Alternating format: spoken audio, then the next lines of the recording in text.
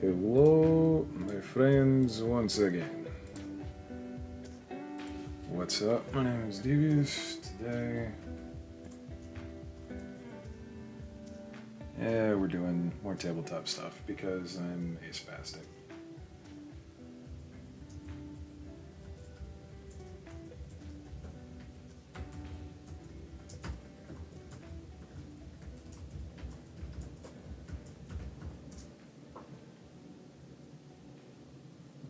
I forgot to actually post the thing. I actually have an idea what I'm doing, I swear. It's not a good idea, but it is an idea. And then the last part, bang. There should be a Devious Boy on the screen now. Yeah. Excellent. I'm gonna have to get used to that existing. It's very strange. Anyway, for anyone who's popping in after the fact for the VOD, I spent most of yesterday building a tabletop RPG system kind of from scratch, which is here. And I'm going to reuse parts of this. However, the dice system as a D6, I'm not terribly fond of. That doesn't give me a lot of room to maneuver. And on top of it, it's a dice pool system, which basically means you roll a number of dice equal to your skill, and that determines what your bonus is, right? So you have really low skill numbers, but that's every one of those is rolling a dice. So like if you want to like bash through a door or something, that was a common example last time, you would roll 2d6s for body and determine how many successes you have. And then there would be a number of successes that you needed to roll. That's a pretty good system if we're just doing absolute basics. Like if we're only talking about a regular tabletop RPG, that is perfectly serviceable. I'm not talking about that. I am going to do something a bit dumb, and I want the system to be resilient enough that I can take it between normal tabletop, skirmish games, war games, and make it solo friendly. Which means it needs to be very streamlined to the point of honestly ridiculousness. So, yeah, this can only end well. I got my tea, I got some water. No snackage this late because it's like 10, but still. How do I start this? I'm going to do a lot of balancing, but I'm going to clarify the dice system first. So,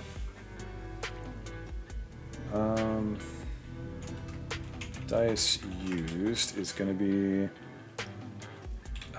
D4s all the way through, I don't know, let's call it, yeah, D4s through D12s.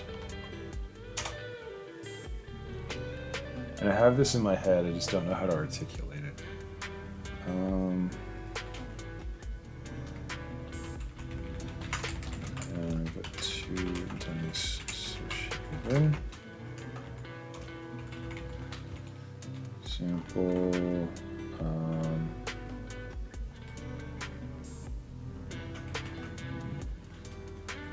Next.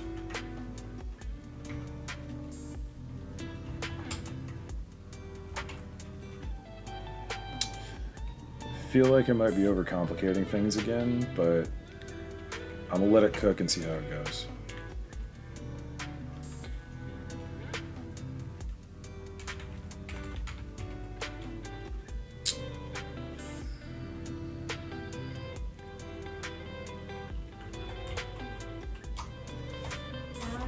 This is where I run into problems. Do I roll both and take the highest, or do I just combine the numbers. Because I'm kind of cannibalizing two games for this dice system. One is Savage Worlds, which has a straight d6 on the back end. It's like if you're a wild card, like a heroic character, you always have a d6. No matter what you're always rolling an extra d6. And you take the highest between that and your normal skill dice. What I want to do is make this a little bit more like Space Weirdos, where you have two dice associated with your skill, and you combine them, in theory. But I want the two dice to move independently, if that makes sense.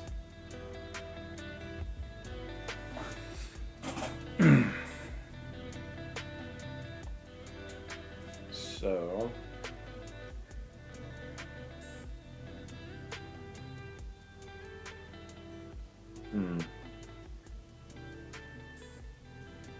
this is going to be a little awkward, a little touch and go. Yeah, both ends combine for skill results.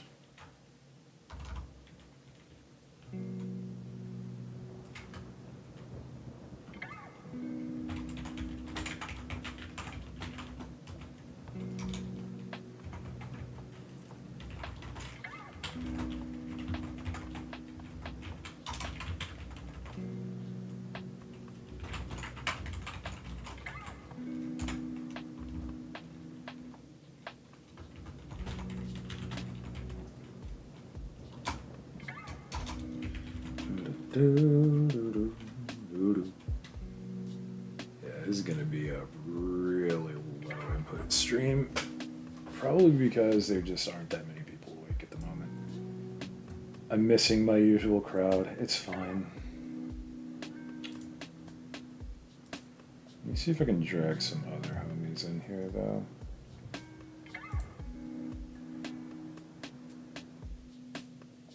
Not looking viable, if I'm honest.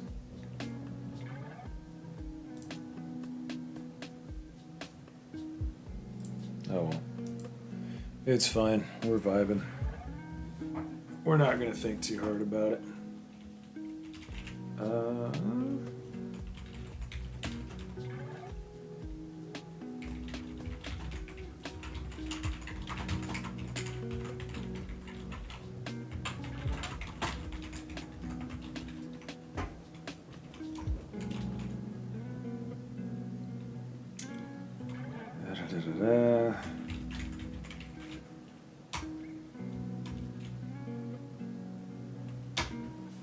Okay, let me figure something out here. So, do I want to deal with exploding dice? And I think I do.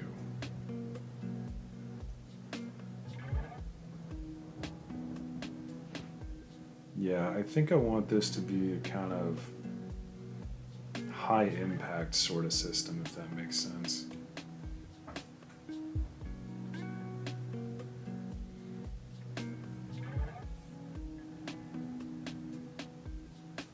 I'm thinking really hard. Bruh. Okay, let's do it this way.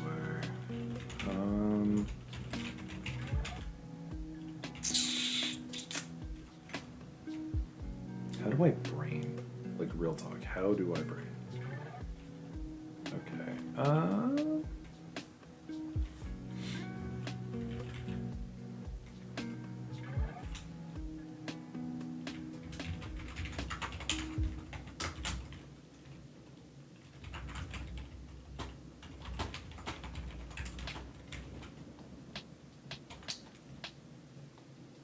okay, I'm seeing my Savage Worlds only takes the highest.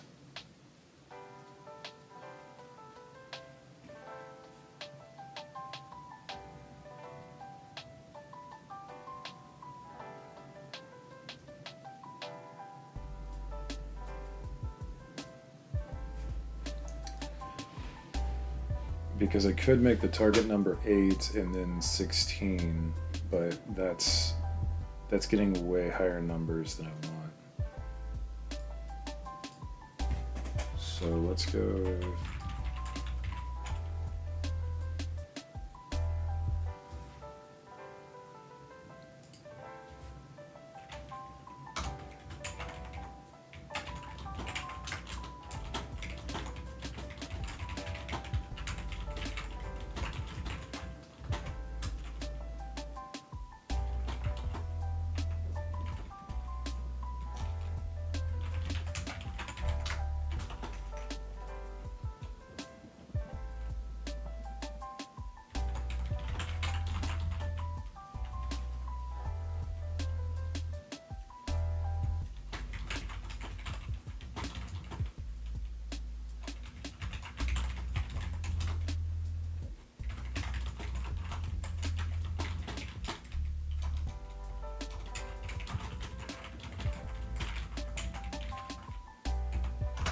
Okay, so let's just make this straight up Savage Worlds for now. That, well, not straight up Savage Worlds, but it works very similarly. But we're gonna adjust the system slightly. Basically, I'm gonna take the wild dice and make it usable, or make it upgradable, rather.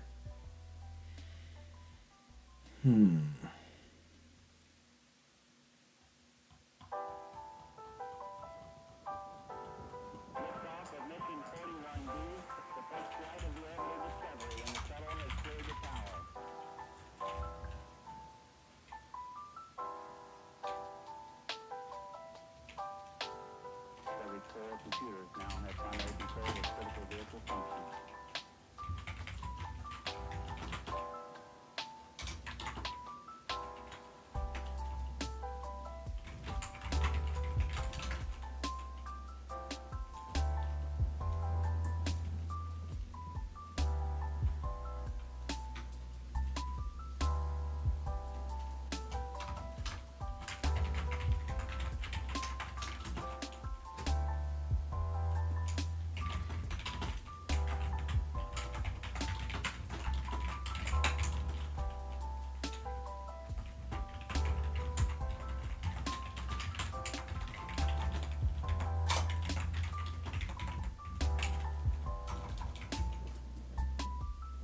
Okay, that seems pretty good.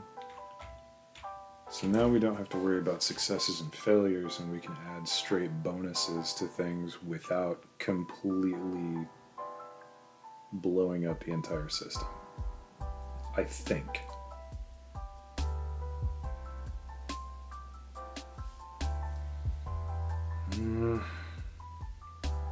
But then we run into the problem, like, this is... If you have someone with just D4s and anything, it's almost impossible for them to really explode. Which I guess is kind of the point.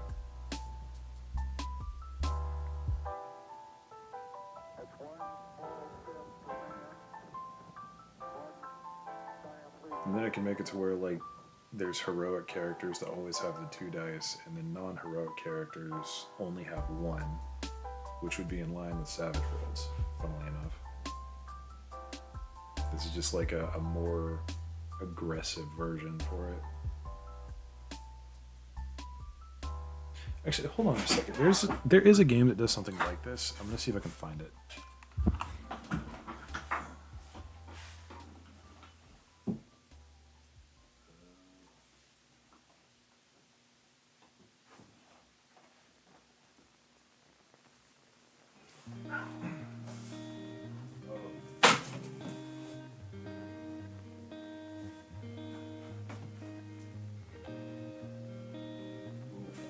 That's not good.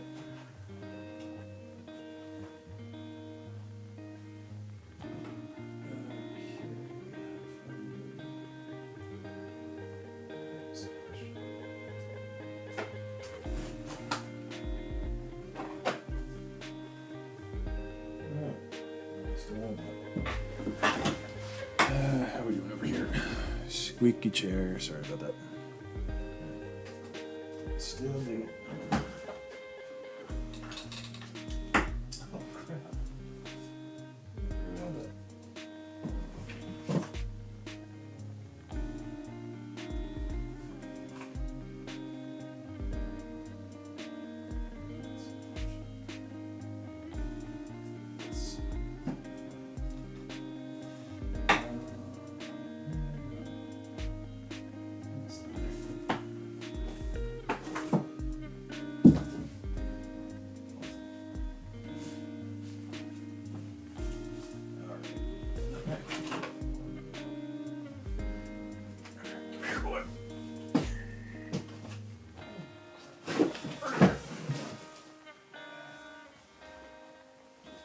find that.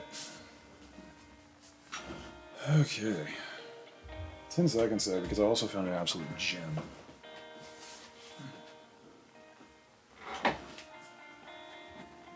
So, have any of you guys ever heard of a game called Pixel Tactics?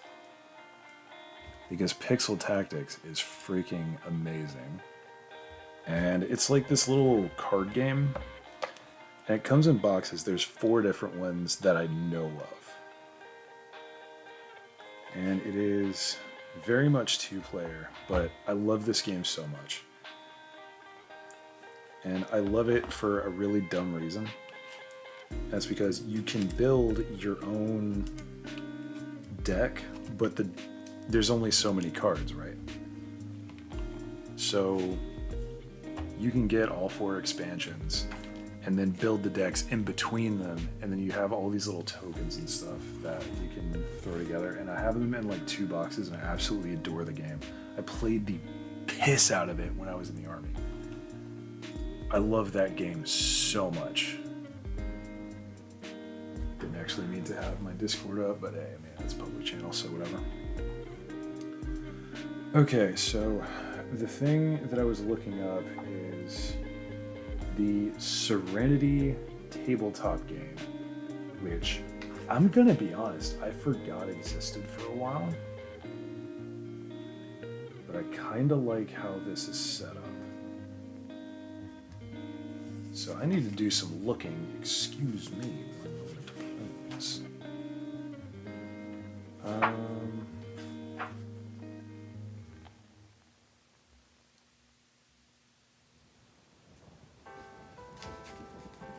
Wow, this is an old book. When did this drop?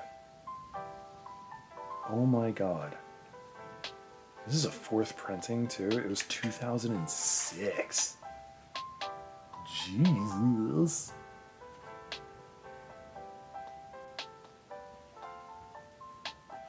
Okay, so researching at present.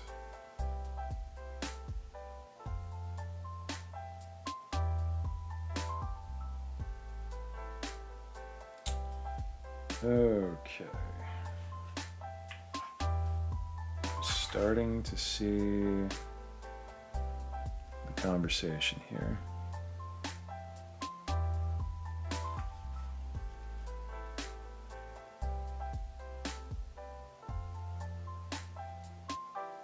Wow. There is not a lot.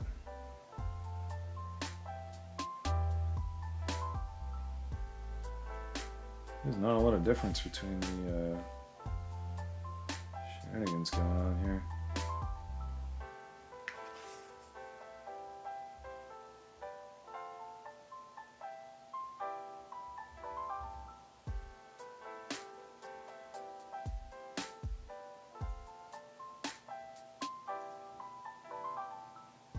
Okay, let's see here.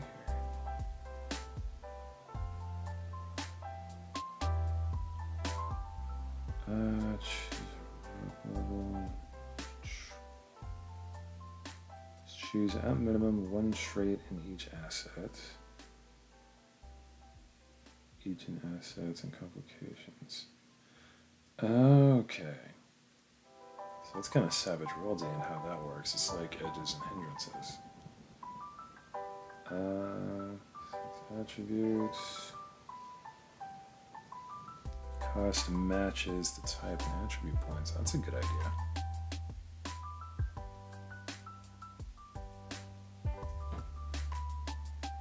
Life points for telling willpower. Cool. So you begin the game with 20 skill points. Skill points provided by heroic level. Every skill is rated by a die type. General skills only is D6. Okay. I'm gonna D8, Jesus. Okay, so very importante question. How are rolls done? Because that's the information I need right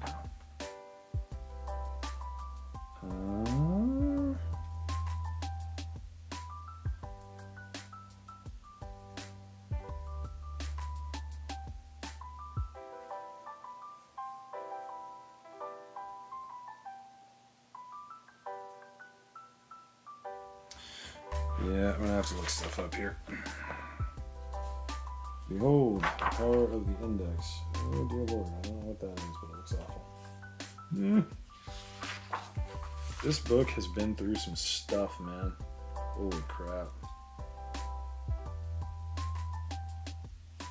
Okay, so let's go with combat. Because we need to see how combat works.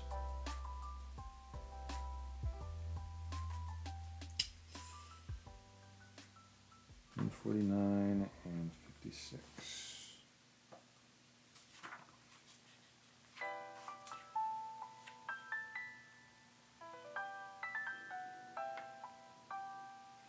What about that? I want to know. Okay. This tracks.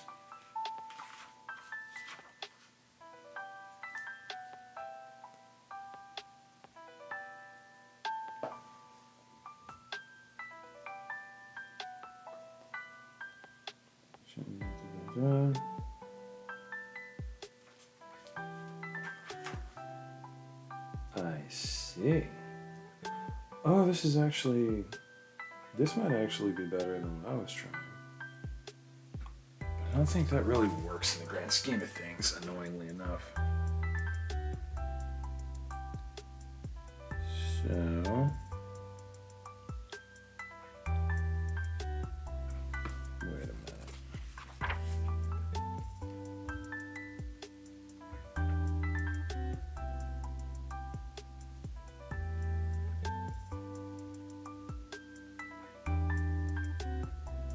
Okay, that's for...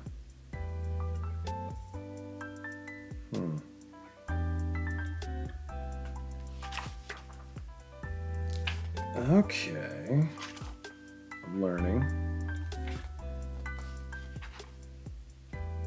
Pardon me, still doing research because I'm a moron.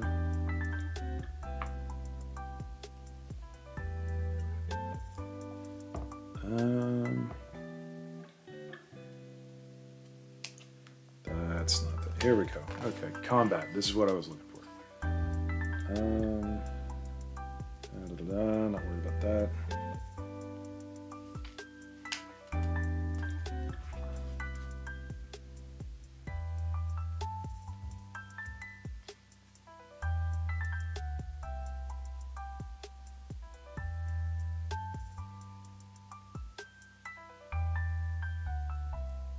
Difficulty 3. Where is the difficulty chart? Oh my lord.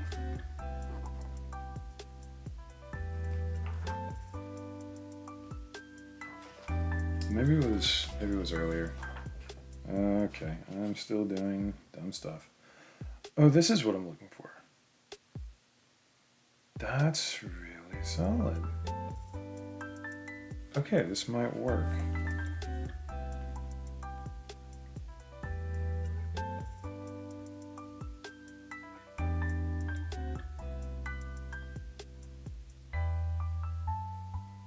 Okay, that's a bit high.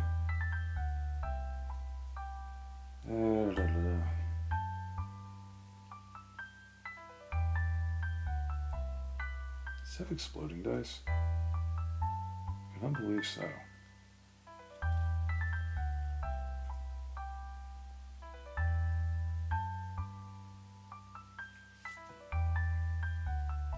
Those numbers are quite high though.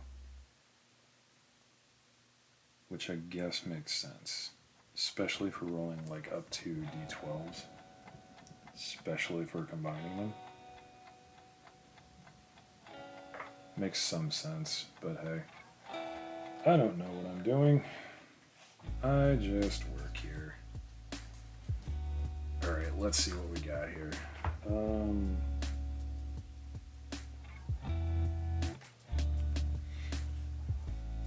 So, Camel has strength D8.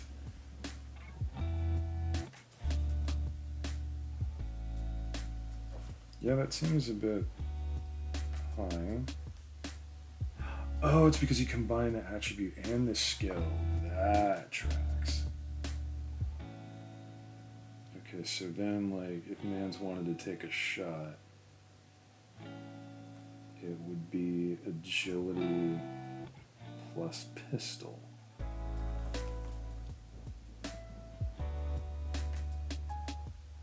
Wait a minute, would that be right?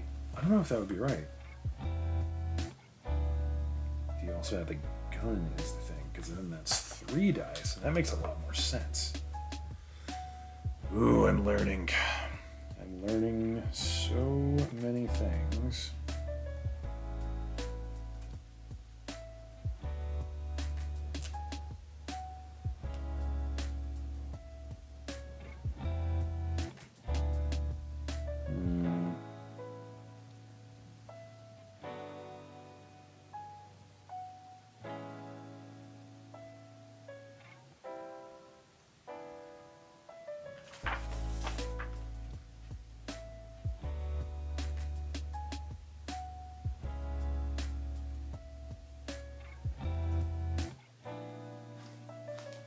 Okay, I might need to do some more looking here.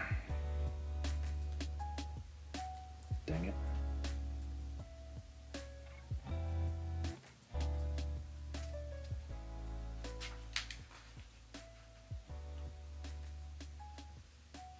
Okay, is there like an example? If we get an example run, that would make a lot more sense. Inflicting violence. I love that.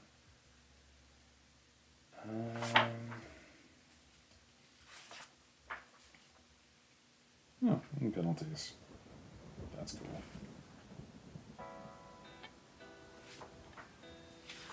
There's got to be like an example of play.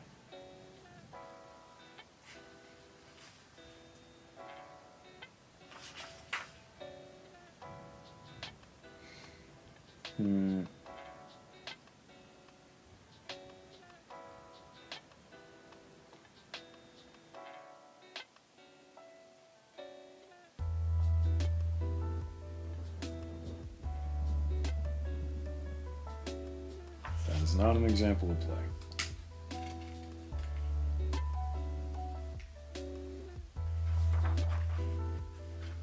Come on, there's got to be an example of play in here somewhere. I just need to know how many dice they're combining. This is not an extreme ask.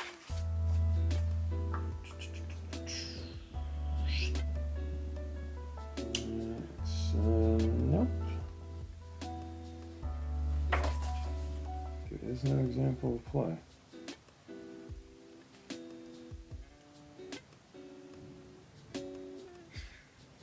There's a freaking technobabble chart in here. That's great. Oh, that's amazing. Okay. So you over there, my friend. I think I have what we need. So the chart went like 3, 7, and then up into like 13 or something. Maybe it was 10. It was big jumps though. And the highest one was somewhere like 31 or something ridiculous like that. But the question is, on that front, how many dice are being combined?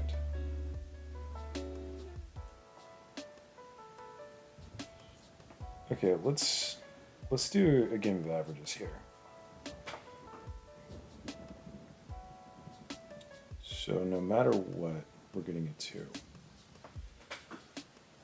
Which should make a 4 very easy.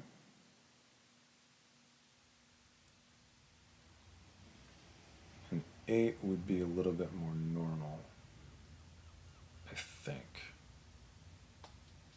Okay, let me do some test rolls with the examples that I just put up there. So I'm going to need the rest of my dice.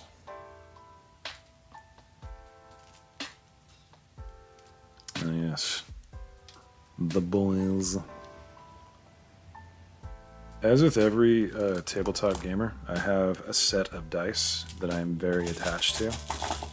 Unfortunately for me, this particular set of dice is 3 sets of dice that I will never let go of. I have a problem. Please help. But it's okay. Okay, so Let's do D8 and a D4. And then combine that with 2d6s. Hey, what's up, Quizzled? How you doing, man? I'm doing some like testing for a new dice system because the last one I don't dislike it for like specifically a tabletop RPG, but for like a war game or a skirmish game, it's not really that great. Hey, what's up, Goma? Day's going good. I'm doing some test rolls at the moment, seeing if this system is viable. So 2d6, that got me a 7. D8 and D4, they got me a 6. Let's roll them again, see what the differences are. 8 and 7. So far, we're landing between 6s and 8s at the moment, which is good. Okay, that was an 11. That was a high roll. That was a 12. Jesus Christ, that's maxed out. Okay, so that actually kind of tracks, funnily enough. Okay, hold on. Let me do it this way. So I just realized I wasn't sitting up properly. I need a new testing ground. Yay. So, new text. Throw the testing in there, and actually, let's do that, and then go back to the dice system. So, I'm looking for the tolerances of dice. So what I'm looking at is 2d4 is the lowest, which would be lowest possible value is 2. Actually, lowest possible value is always going to be 2. So highest value would be 8. And then for 1d4, d6, highest value would be, it'd be 10, right? Yeah. Just like being here listening because I know nothing about tabletop genre. That's fine, man. If you want me to explain a concept, by all means hit me up and ask, because that'll, like, stuff like that will genuinely help me kind of figure out the system a little bit better, which is kind of what I'm looking for. Right now I'm trying to figure out what the minimum and maximum values are for all of the possible dice rolls that could be used. So I'm basically doing math. So 1d4, 1d8, which the max value there would be 12. And d4, 10, b14. And I know this is really simple, I need to visualize it. Appreciate the like, by the way. So d4, d12, that would be 16.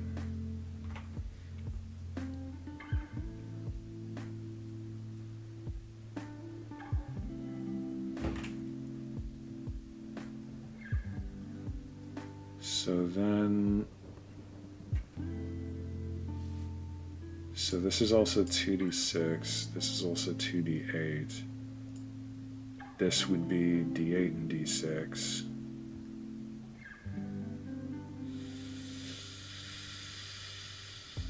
There's a lot of math going on here.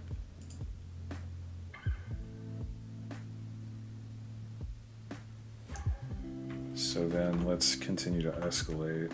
So 1d6, d12, because we've already done everything else. That would be 18? Yes. D6, oh, d8, d12. That would be 20. D10, D12, 22, and then 2D12, 24. So those are my maximum values, is 8 to 24 without modifiers. Which is actually pretty reasonable, funnily enough. So if I could just, basically, if I want my difficulty values, gotta battle the algorithm, thanks man. So basically, this is my high end. This is the highest possible that I can make any of this, right? So then if I cut it down,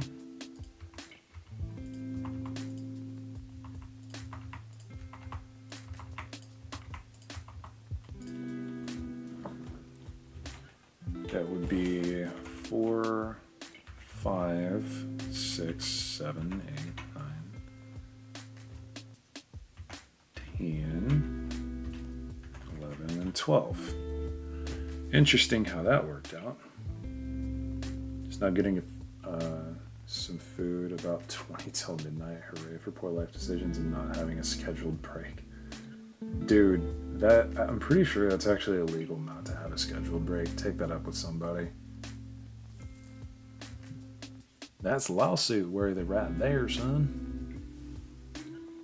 Real talk though, don't let them cheat you out of a break. That's some predatory bullshit. And I don't like knowing that my people are getting scammed out of their break. That's cringe.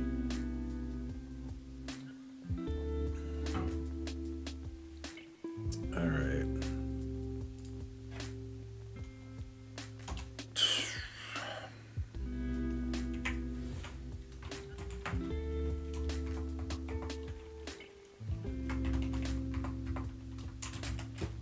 Just to have this properly labeled so I know what I'm doing when I look back at it.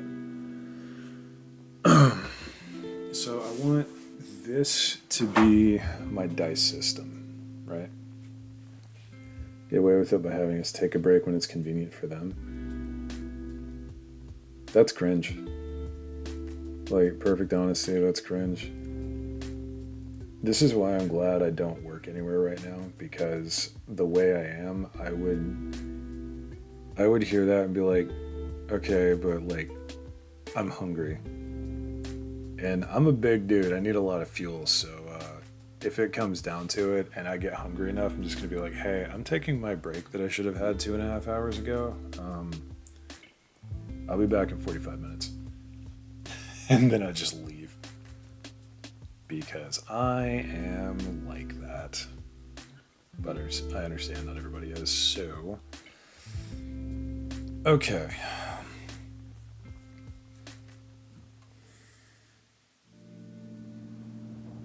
In theory,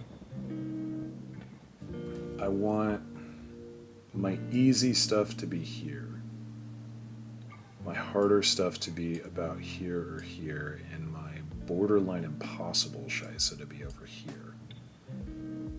Which, funnily enough, is exactly how it lines up with Savage Worlds, which I am okay with. Okay.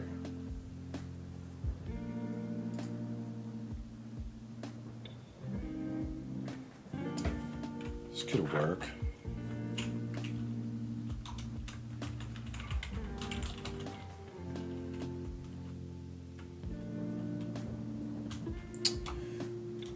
How do I articulate this though?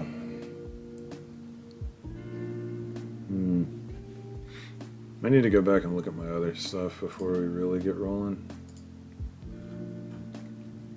I was able to work from home in some regard, trying to get better at art to try and be able to do something about that. With any luck, I'll be able to do something with it at some point. Yeah, man, friggin' send it. Like, that's what I'm doing right now. I'm trying to hone my craft that I enjoy so I don't have to do stuff that I don't. Which I understand is living the dream that a lot of people have to suffer for, but I cannot do day jobs. I legitimately cannot. Okay. Let's start with this again. So, actually, you know what? I'm going to consult the Serenity book to see how they started, because I do want this to look semi-official, right? Which, by the way, did you know that there is a Serenity role-playing game? Like, it's an actual tabletop? I had no idea.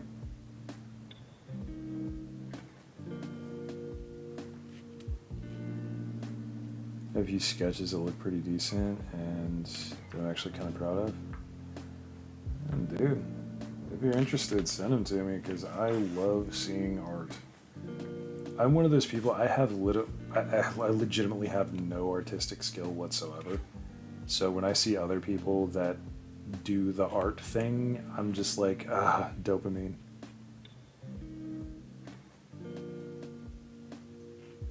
Okay. There's a lot of shenanigans going on here, which I understand.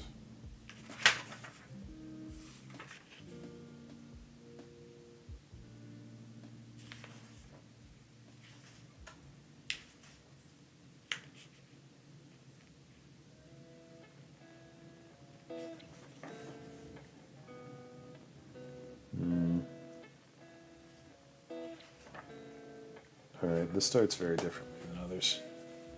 Go ahead and send it to you. Alright, thanks, man.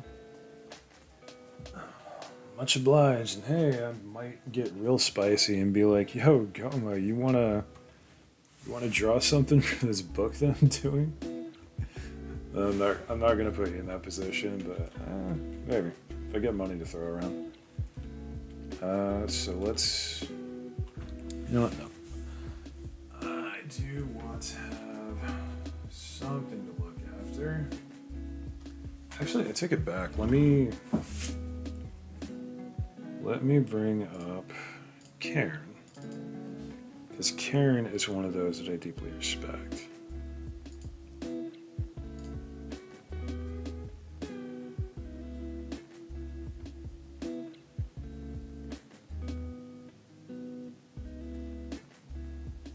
Can't draw to save my life, but my art is done. Is done with needles and threads. Dude, art is art. Like, writing is art. Drawing is art. Sculpting is art. Doing videos and streams online is art. Anything creative, man. It's all art. It's just a different kind.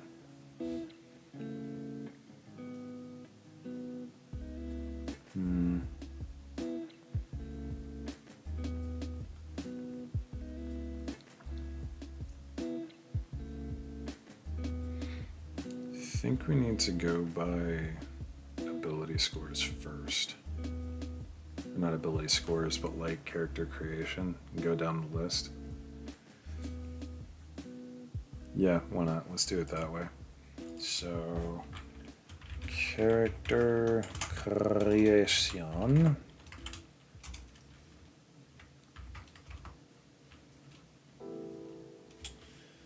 I mean, it could at least help you come up with some ideas for some illustrations. Don't know how well I'll be able to accomplish something with that at this point. No, that's fine, dude. No, honestly, if your stuff is really stylized, then hell yeah. Because where is it? There we go. So, Space Weirdos. Look at that cover.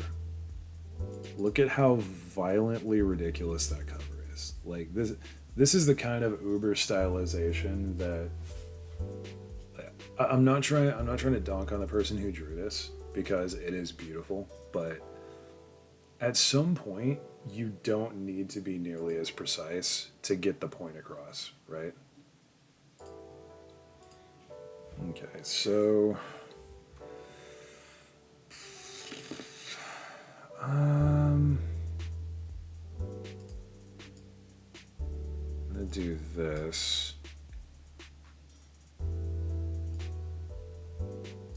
So I can kind of do this. So Do I want to do backgrounds? Like, do I want to do individual backgrounds? That's a big question here. Do you want to do traits? Probably. It's got weirdos in the title. That isn't supposed to look weirdly great at the same time. That is completely and utterly accurate. What's up, ACG? But yeah, Space Weirdos is like, it's one of those games that you don't believe it's nearly as cool as it is. But it turns out to be freaking amazing. Which, Space Weirdos is actually the game that inspired me to just do my own system, you know? Which actually, now that I think about it, I should probably have Space Weirdos out. Because I have the booklet here. But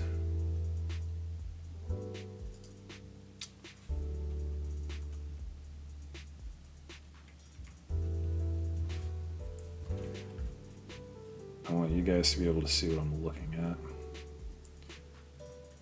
So we can adjust things later, but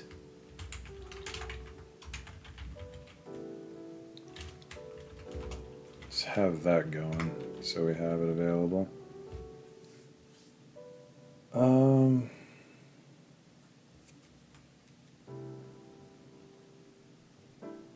Yeah, I'm okay with this.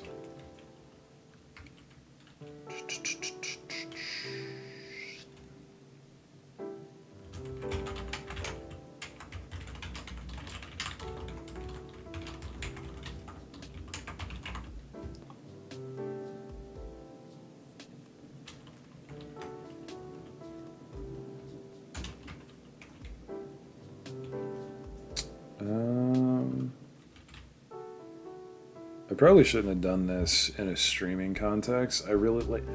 Okay, here's the thing. So, the last version that I was working on, this one, I was pretty into it, but I was still kind of struggling with the okay. Now, how do I export this to a more broad spectrum skirmish or war game, which I wanted to be capable of? And I thought, okay, it's not really jiving with that, so I had some food earlier and I was out walking, and while I was walking around, I just kind of like had an epiphany. I was like, wait a minute, what if I just stop using specifically D6s in the dice pool system, because I feel like I'm married to that a little bit too much right now. What if I just like used a Savage Worlds-esque raising dice number system, and then utilize that in whatever way I need to.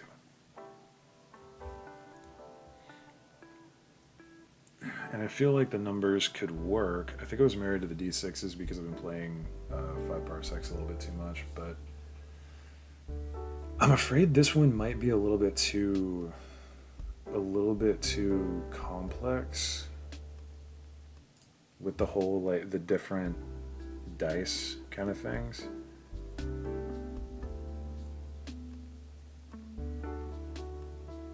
And now that I think about it, I probably should lower it down a little bit. Actually, no. No, I don't have to do that because I have a plan.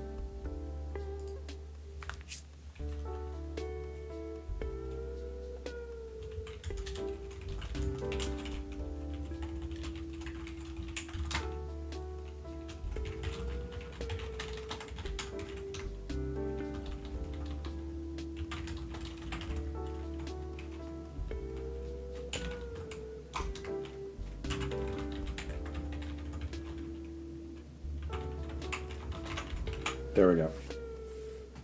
How about that? So we are looking for... Yeah, we're going to go with the Savage Worlds numbers for now, because that lined up so well with this. Now, obviously, having 2d12 to roll against a 4 is almost certainly going to give you a success. But if you have 2d12 in a stat, then you are almost certainly going to be good enough that is not going to matter.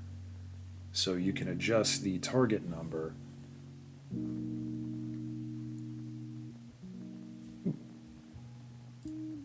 Goma, I see your thing. I'm checking it out on my other computer because I am curious. Aw, that's adorable. Very nice. Very nice. And yet again, I have absolutely no capability to do anything like that, so... yeah. Anyway.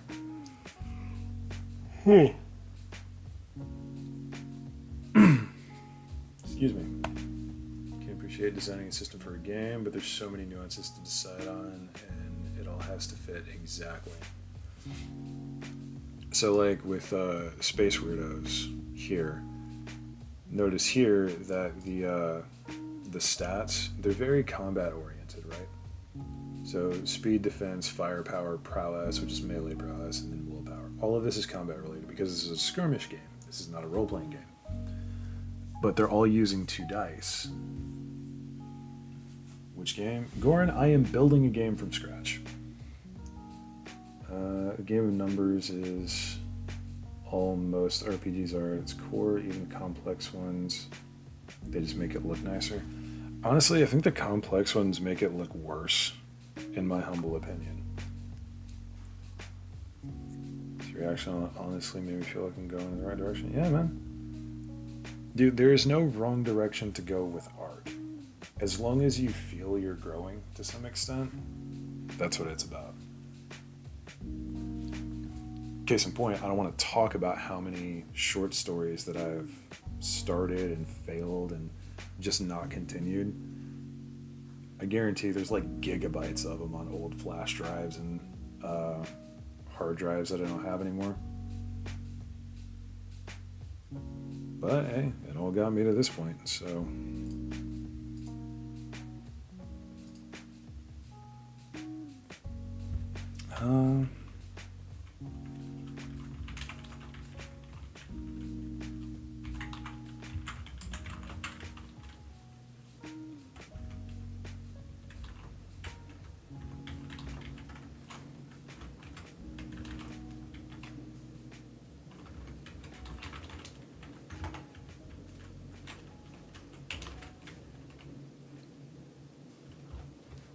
So let's keep that as is. I don't want to overcomplicate things. So, character creation.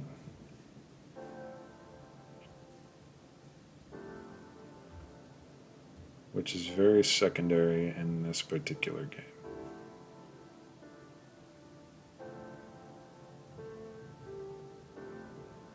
Yeah, I don't want to use that for character creation.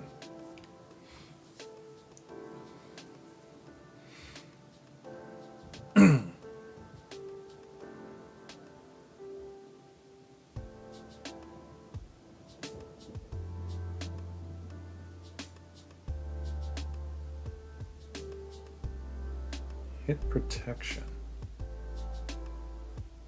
Ooh.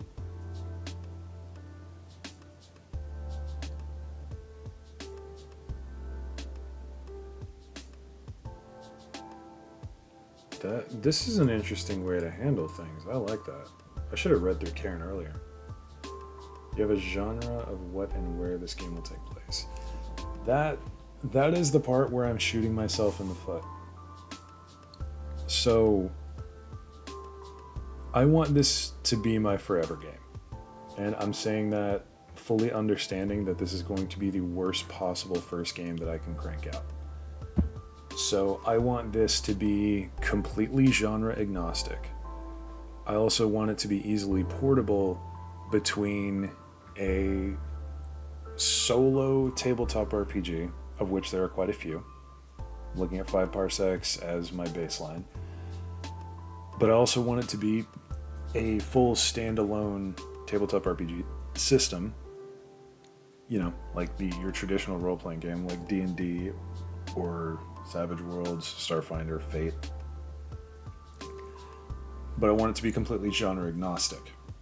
So I want you to take a character and, with a few adjustments, make them sci-fi, cyberpunk, diesel punk, Victorian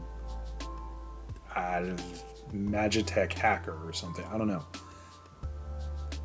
So I want this to be able to run the entire gauntlet, front to back. And I also want the system to be resilient enough to port it into a skirmish style war game setting and a full-on, like, crap loads of models war game setting. Therein lies the fun bits. So it can be flexible to any genre. Yes, that is the idea.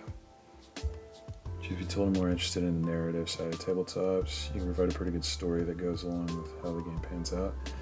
Yes, that is going to be part of it, but I want that to be, like, separated, if that makes sense. Like, I want the mechanics in place first, and then I want them to be streamlined enough that you can basically just print them out on like 2 pages to a sheet, fold them over and have a little booklet, and it not take literally the entire printer. You know what I mean? So with Space Weirdos over here, this is legitimately, it's 16 pages. This is 4 total pieces of paper printed front to back, and then you just staple them together, assuming you can print them the right way. And that's it. I think Cairn is even shorter, actually, because there's a booklet version that printed front to back, I think, is only like, it's only a few pages. So I want something that streamlined, that sort of agile, but then I can expand on that for specific settings. Like if I want to do a fantasy specific version, or a medieval version, or prehistory, or sci-fi, like deep sci-fi, or short range, modern. I just want it to be, I want it to be versatile and resilient enough to do basically anything.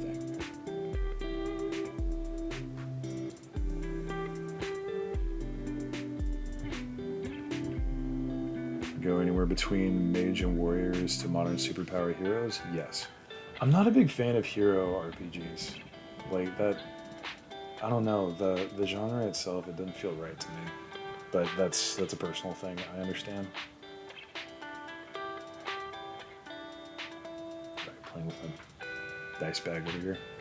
I've been looking into Starfinder a bit this morning. I'm kind of wanting to find a tabletop game that will give me a better experience with tabletop RPGs. If you... Goma, I don't know what your experience with them is at the moment, but there's a couple recommendations that I can throw at you if you like. Look at the boys for a flawed superhero system. Yeah, it's not even that really. It's just the thought process of being super. I've never been too huge a fan of that. And it's specifically just the flavor, right? So take that with a grain of salt. I'm just being pedantic at this point. Okay, so Goma, real quick. If you're looking for something to give you a better experience with tabletop RPGs, if you're willing to dive into one that's not familiar at all, Cypher is pretty solid. It uses a D20 system, but you don't have any modifiers to your rolls, right? So you pretty much only have traits that adjust the DC, and it goes up and down. And basically you just have to roll over the DC, but you can kind of invoke your traits, like your I always default to this example. You're trying to bash down a door. Okay, so that's going to be a DC 15. So you have to roll a 15 on a 20-sided die, right? Well, then you add in, okay, well, I have this trait built like a brick shithouse, or something like that, or whatever it is. Something of like it notates that your character is big and very strong. So then the DM will be like, okay, that's fair. So the DC goes from 15 to 12. Then you could say again, oh, also I have a warhammer that is very big and heavy and it's good at bashing stuff down. The DM goes, okay, that's also fair. That's a good interaction. So it goes from 15 down to 12 down to 9, and it just kind of adjusts. Cypher's a decent one. Fate, I feel, is more for kind of advanced players, because Fate requires some mental gymnastics to get right. Lancer's very complex in like how crunchy it is with options, but it also is pretty straightforward in how it plays. It's also a giant mix, so I mean, take that with a grain of salt. Mini 6, I've heard a lot of good things about, and just the D6 dungeon system, pretty good.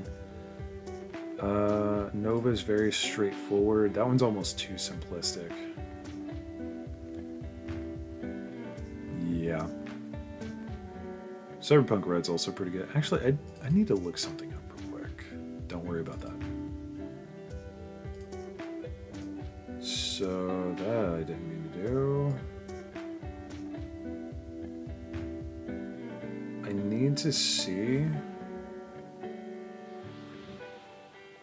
what a normal character sheet looks like.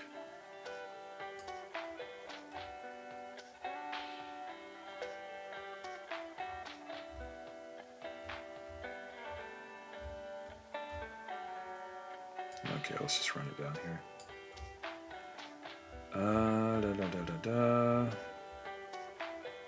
Slash path, here we go.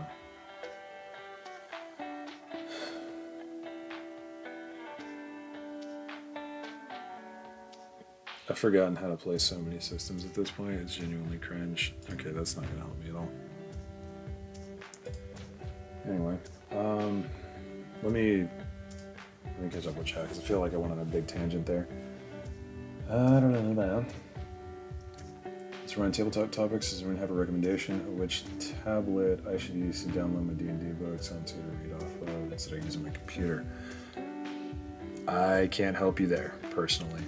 I very much prefer physical books, which is why I was looking through physical books earlier. So, best of luck, friend.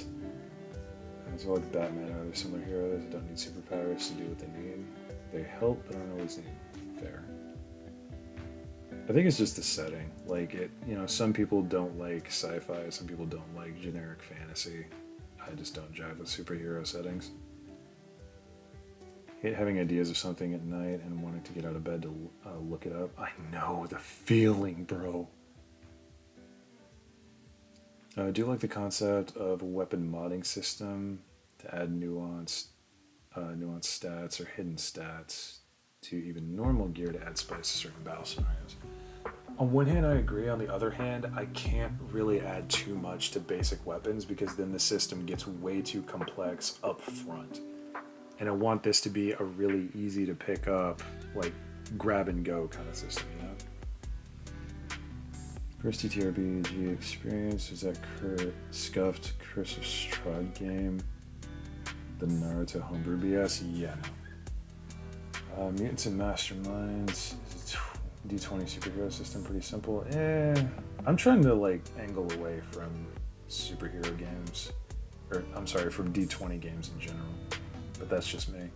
I have an iPad that I use for my TTRPG stuff. Would recommend you. Yeah. Definitely. If you are relegated to PDFs, then definitely a tablet is the way to go. It's very portable, and you don't have to carry around an entire library. Good question. Fun fact, by the way, I have a bunch of stuff on my phone. Oh, right. Goma, if you're interested, Star Song is a great Westmarch style living world campaign, and this is essentially where I go to play Starfinder now. Also, there's the generic Starfinder Discord. That's a thing. If you want other systems, the Foundry like this the default Foundry VTT thing, you can go in here and pop into players LFG, or no, GM free. And this will tell you a whole bunch of people that are looking for players. Like here's one for Cypher, the Numenera setting. Then there's one for Pathfinder 2E. New system kickstarted. Even better. I do not speak that language. Yeah, there's a lot of Pathfinder stuff going on, but just the Foundry Discord, you don't need to buy Foundry in order to play. So you can be on here and having not paid for anything at all, and you can still play. Alternatively, Starfinder and Starsong, both very good setups that I highly recommend, because like there's people in Starsong that will legitimately baby you through every single hiccup that you'll run across as a new player. And there's people also that will just jump in and be like, hey, you seem to not know what you're doing. Let me help you out. And then when you submit a character, because it's, you know, it's a common kind of thing, so your character needs to be on point, and a lot of people are going to check it. They'll be like with me, it's like, hey, you're over your skill points by 2. And I'll look at it again and I'm like, oh, yeah, I miscalculated, my bad. And just go through it, and they'll kind of back you up on that. Good luck on finding your iPad, bro. Probably going to do some of my own research on Starfinder and Cypher. See if I spelled that right. Cypher spelled with just a C, but yeah. Before I go jumping into servers, I'll definitely keep those resources in mind though. Yeah, Starsong is one of those kind of living worlds that is just... The community is really solid. The people there are really nice, and they will look after you if you're a new player. Like, case in point, my very first mission there, I straight up died. Like, just completely lost my character day one. And the GM in control of that situation had kind of a backdrop to make sure that my character didn't immediately get wiped off the face of the earth. Also, the story is pretty cool, and they have a lot of role-playing stuff going on. So I just realized I've been ranting about that. I haven't even been doing any stuff here. So let's refocus. Oh, by the way, if you're not really interested in, or if you are interested in other system types, like if you want to shy away from the D20 a little bit, Savage Worlds is my single favorite tabletop RPG at the moment, because honestly, it's just so good. The moments that you have there are great. And you have basically crit fail insurance in the form of a second dice. You only crit fail if you roll 1s on both. And then you have bennies, which allow you just to straight up reroll things. And there's hard rules for when you get them, so it's not like D&D where you just never have inspiration because the DM never thinks about it. The problem, if you wanted to do handwritten stuff, you'd need a stylus, so Apple recommends your own. Because it has more features than most off-brands. Yeah. Anyway, so character creation. Let's actually focus. I'm not gonna bother with names, so do I want to do ability scores or like attributes? I'm gonna make it, yeah.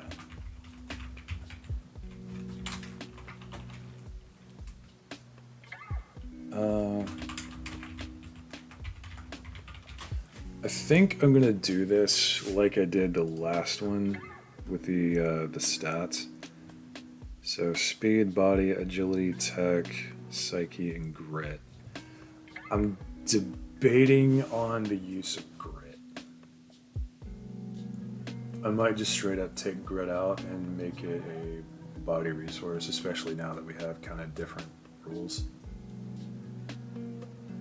We'll sort it. So that's going to be 1, 2, 3, 4, 5. Never mind, that's not what I'm looking for. 1, 2, 3, 4, 5. Yeah, let's say 5 stats.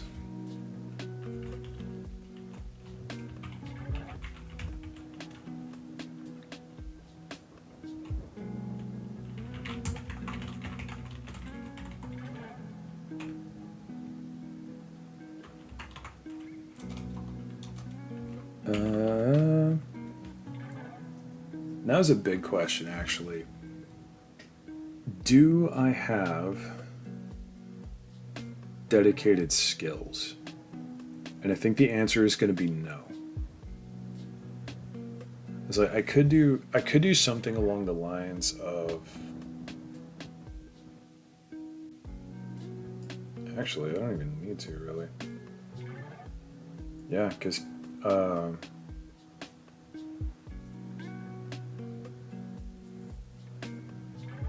Karen doesn't do that.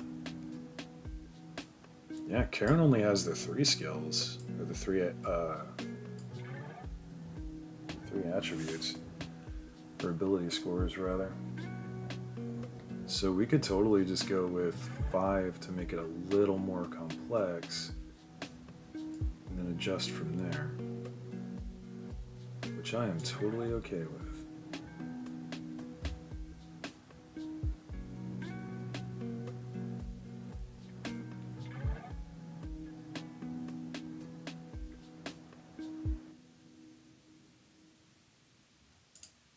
All right, I'm good with that.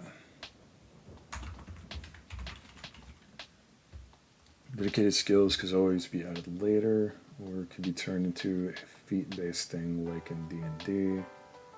Allow the players to choose one during character creation. That is true.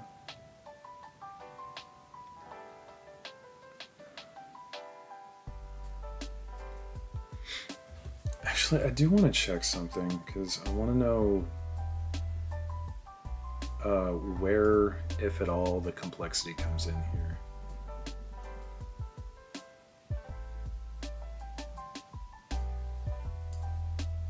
Oh, that's the inventory. That's his money. Just notes. Assuming this is defensive stuff, this is active stuff, and that's like, yeah, okay, so that's just straight. Fair enough. I really like this idea of hit protection, though.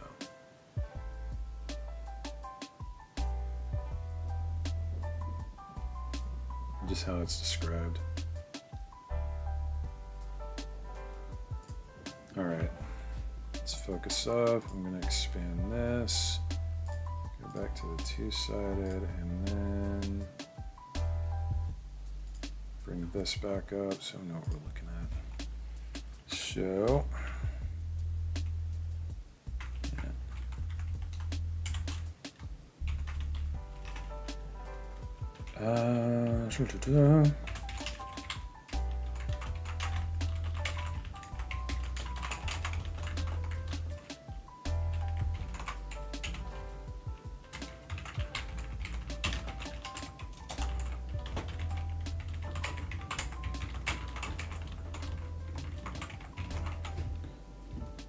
yeah, I think I'm just gonna like straight out copy these from the last one, because this is still the skills that I want to use, or the stats rather.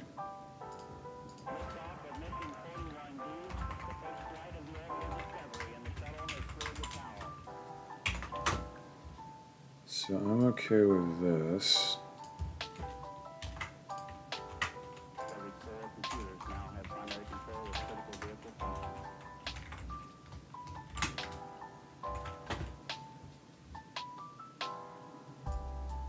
We'll adjust and readjust if necessary.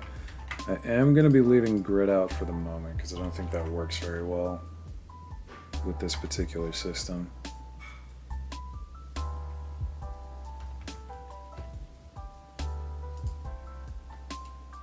Let's throw that down a little fill just to make it look a little prettier. Same there and there.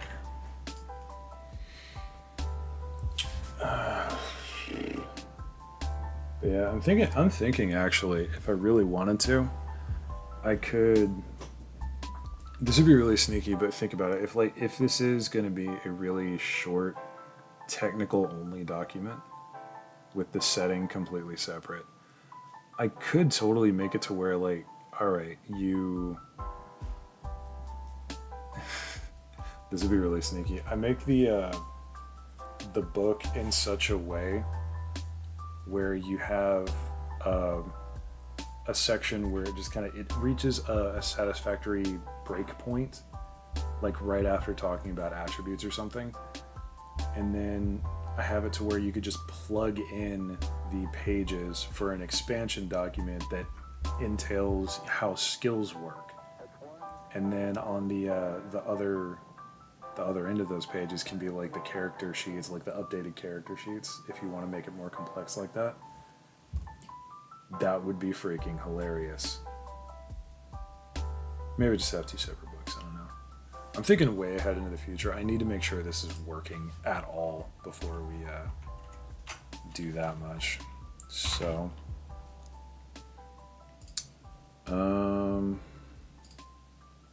expand that, go back to here. So it's attributes. Now for the big question, do I want to do body-based defense? I just realized I'm missing agility entirely.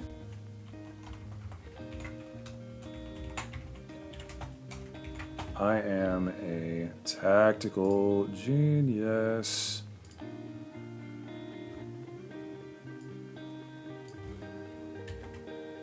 Did I copy pasta this into one of them?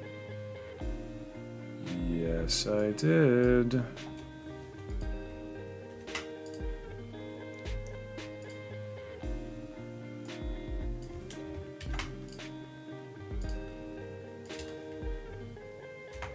let me read over these to make sure I didn't screw up. Yeah, okay, that's better. None of y'all caught me on that. Bruh. Okay.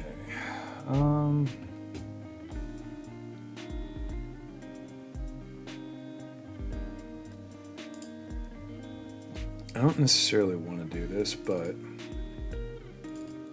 let's check out Nova real quick.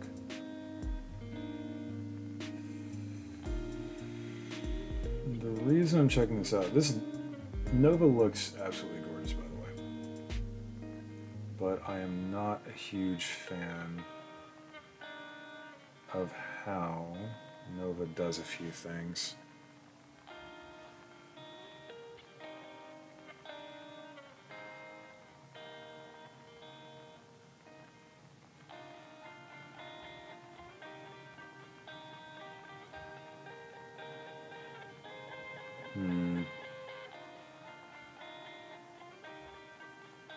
I was seriously thinking of using the Lumen system, which is what Nova is kind of based around.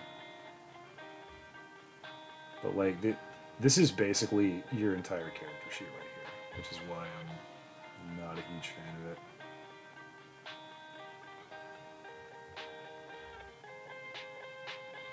Okay, flare. How does flare work again?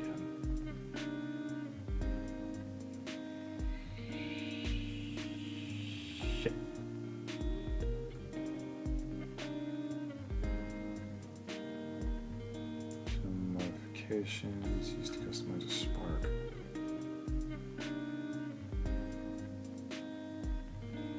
Where's the flare?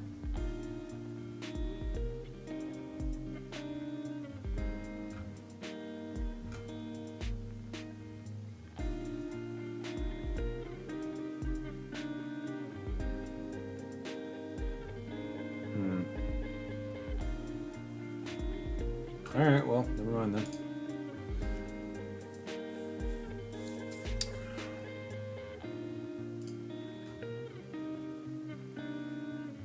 There's not really a good comparison that I can use because, like, this is the problem that I run into. There's a lot of games that just are not at the level of complexity I'm trying to go for, which is very, very low, but still complex enough, you know?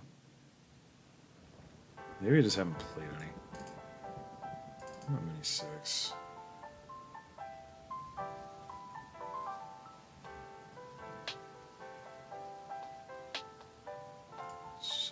When in doubt, look at the character sheet, because that tells me a lot. Also, I'm 100% going to have something like this. Light Jelly, Wet Charm. There's a lot more stuff here than I thought, which I am okay with.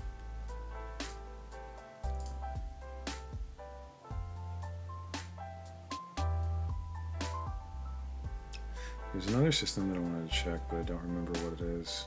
I think it's Space Station Zero. But I don't have that yet, right? Because I ran out of money. Oops. Alright, what else we got then? What other systems can I pull from?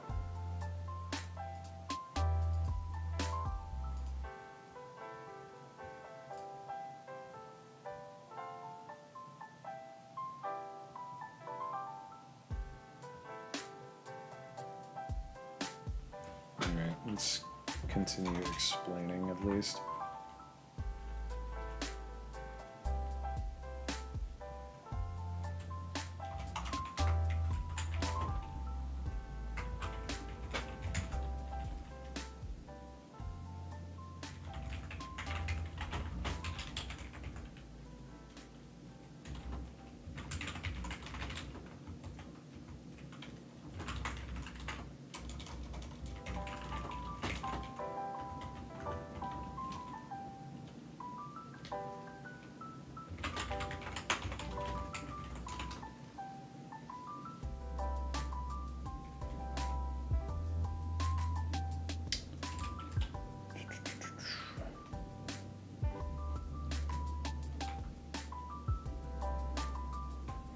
I gotta create a way to buy the skills now.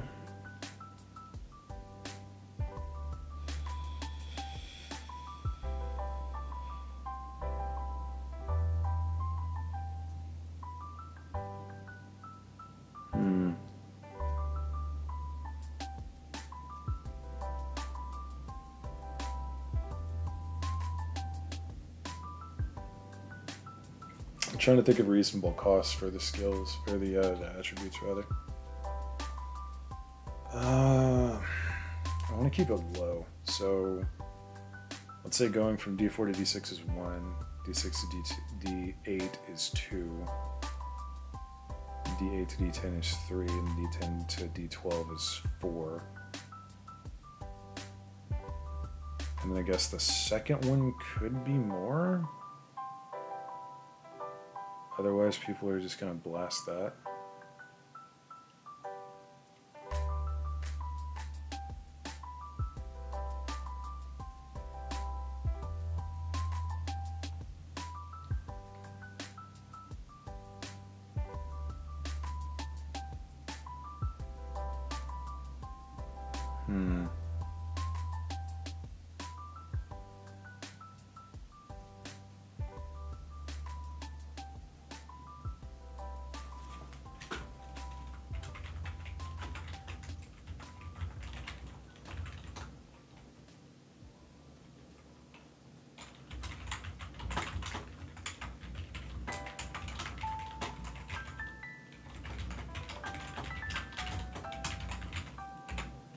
Okay. I have a plan. Hear me out.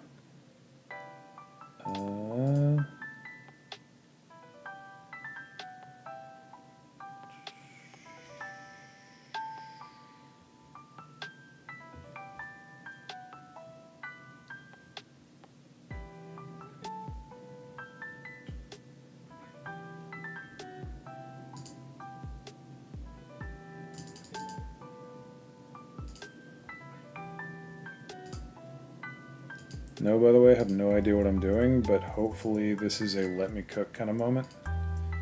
So, center all of those up. These never do that for some reason. So,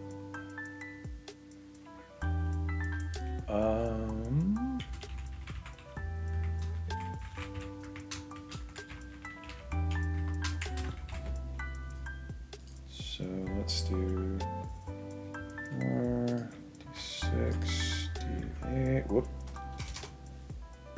8, D10, D12. How long do you expect to take to complete this game system of yours, Steve? I don't know. I've always wanted to make one, so I'm figuring I'll just, take a shot at it here and there when I'm feeling motivation. Hopefully it'll be done before 2030. Then...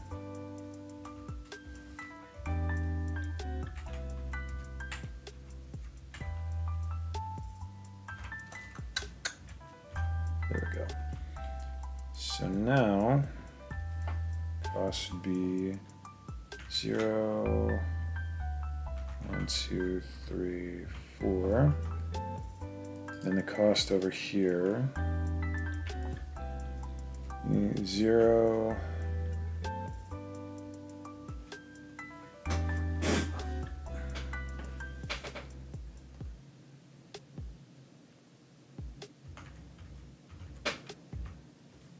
I don't know if this maths, so we're just gonna work with it. I just saw a buddy do a thing.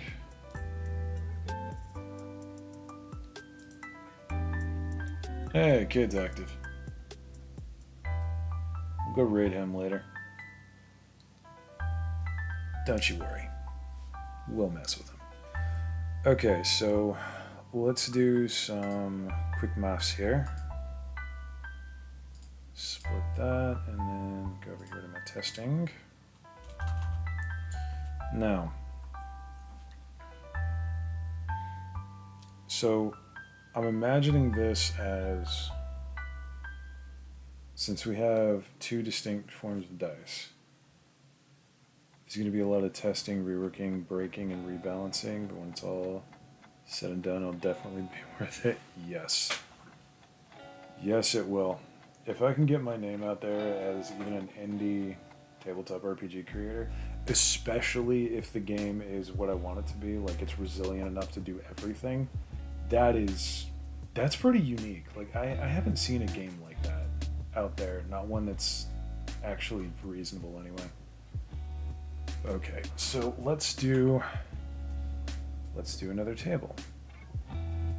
I've only recently discovered these tables and I already love them. So let's do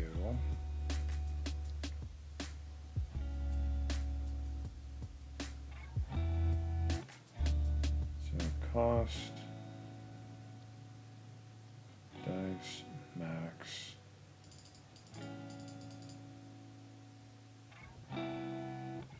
So I need 2, 3, 4, 5, 6, 7, 8, 9. 4 to 10 just in case. Wish this would default to that, because this is just easier on the eyes. Anyway. Okay, so center, and since you don't like to pay attention, center, thank you. Are you going to be using ability scores? If so, are you doing modifiers? Yes and yes. So these attributes right here, these are my ability scores, and I'm trying to calculate how I'm doing the dice right now so I can figure out modifiers later. So this is going to be cost, dice, max value. So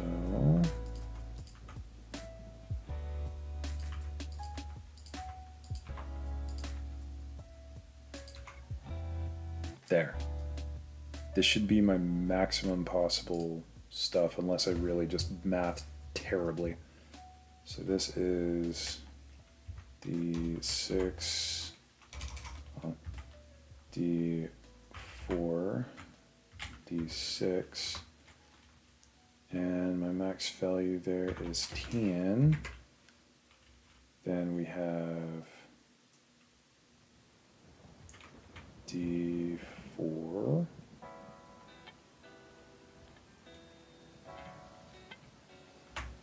D8. I think I messed up a little here. The max would be 12, but we also have the capability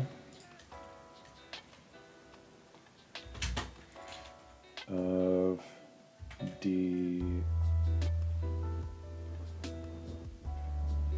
well, no, hold on, because for 2 points you can only do D6. Yeah, you can only do, you can shoot your secondary dice, but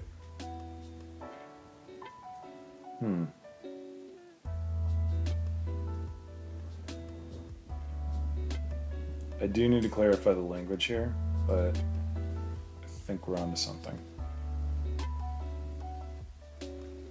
I'm gonna put it down anyway.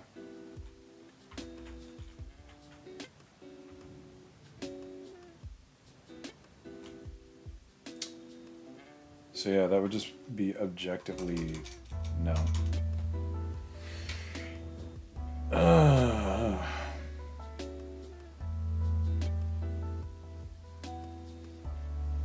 Actually, this kind of makes sense because if the primary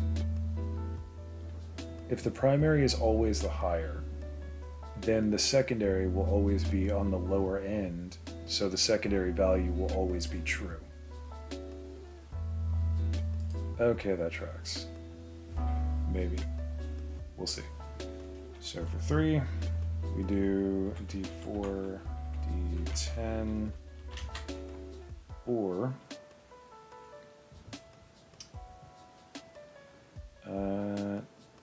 D6, D6, which would be,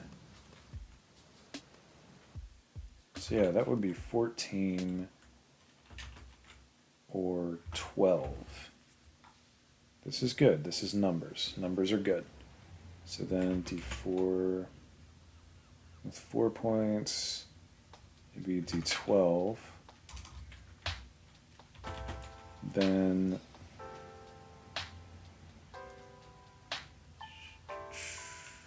D8,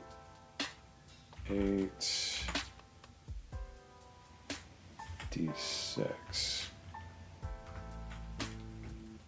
So now we're at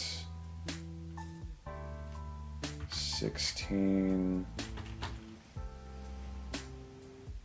Yeah, 16, 14. I imagine that making enemies monsters is when things will get very interesting because you can really do some off-the-wall shenanigans with some of them. Yeah. Another interesting question for you. I don't remember if I've asked. Would you be interested in VR roleplay? Roleplay, I don't know about that, but VR, I'm definitely about it.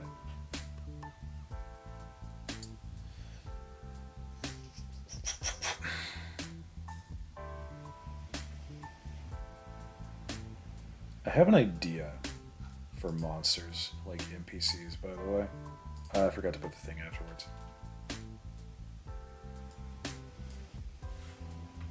Let's see if this works. It did. Nice.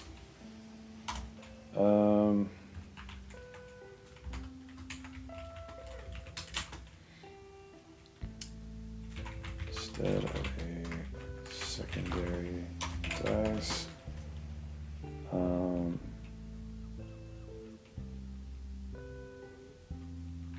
background type characters have a set value to add to their primary. That, I feel, is a cool idea. It's a massive group of people who set up role plays in VR chat. It's really well detailed.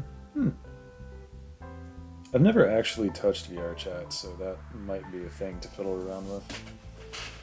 Mayhaps. Yeah, now that I think about it, having NPCs.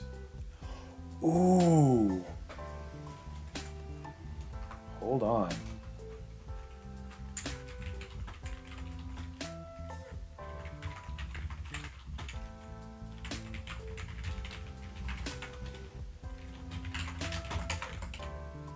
So imagine this. Instead of, because Savage Worlds does something similar. In Savage Worlds, you have a wild dice, which is always a d6, and you roll that alongside your main dice, and you take the higher value. And all dice can explode, right? So what I'm kind of working off of here is like, okay, so background characters, extras, NPCs, basic things that are not important don't get a secondary die. Instead, they get a danger rating or something that is just a set value they add to all of their rolls instead of that second die.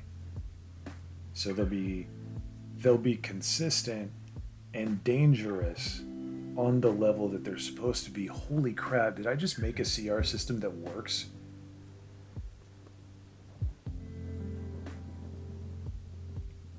I don't know if that's accurate, but that demands testing.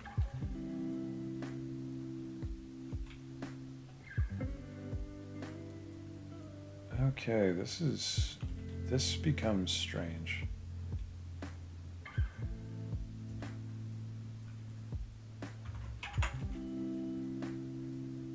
I've been putting the primary dice second. I just realized. I did write it down, just there. So, secondary value determined by challenge rating or danger level. I wrote it down before I explained it. Okay, let me just fix this.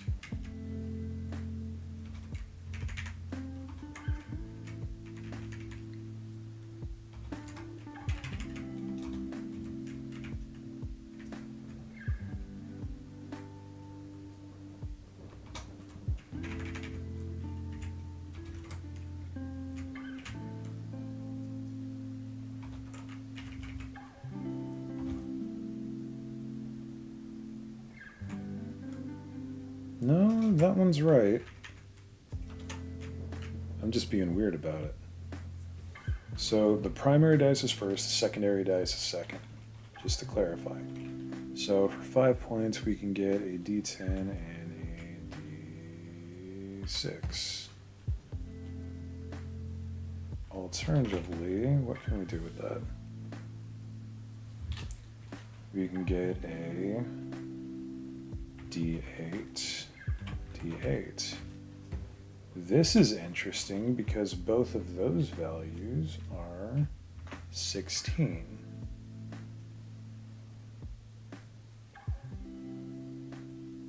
But I'm going to go off of the assumption that you can save these points for when you need/want them. So for 6, now we're getting spicy. Now we can do d12, d6.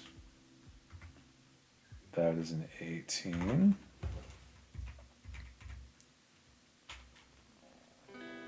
Six, what else can we do? We can do d10, d8, which is identical. Okay, so at higher values, that actually evens out quite nicely. Hold on a minute. Kidding, mental. No, I appreciate you telling me that, because if I hadn't written it down and you didn't say that, then I definitely wouldn't have written it down and forgot about it completely. So 7, let's go off the basics. So d12, d8, and then d10, D10, D10. And those both level out to 20.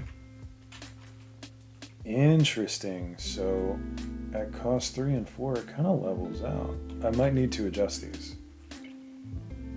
Maybe. So then 8, we've got D12, D10.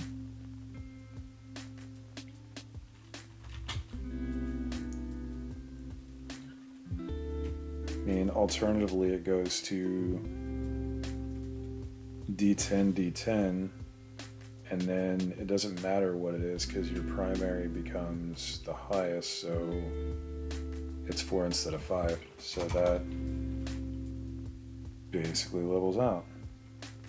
Well, hold on a minute. So to get D10, D10 is still 7. To get D12, okay, yeah, that tracks. It's just getting there in a different way.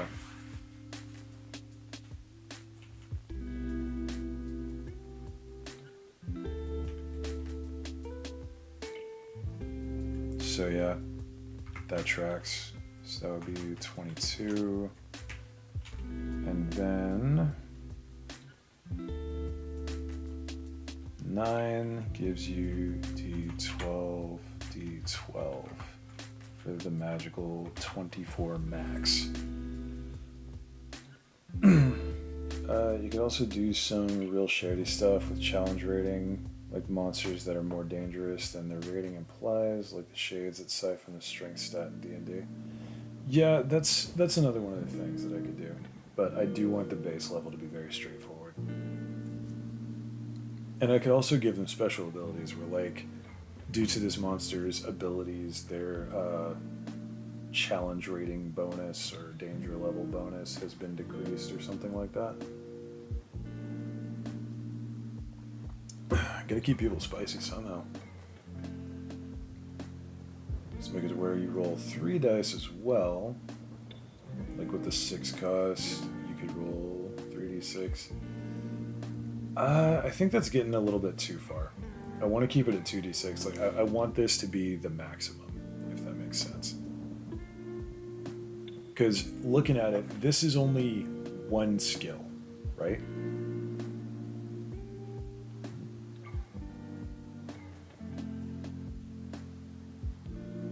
Tired could have had a d8.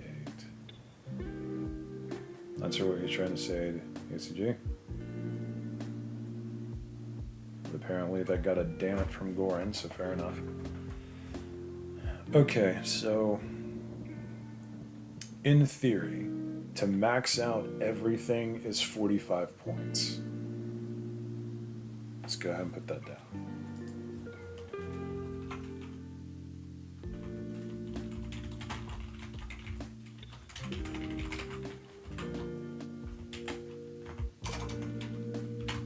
Just have that noted. Does that make sense? Okay. So I'm actually liking this. This allows me to very easily control what the starting power for the characters is.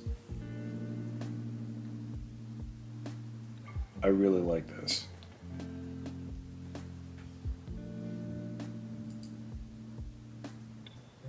Oh, V8 commercial.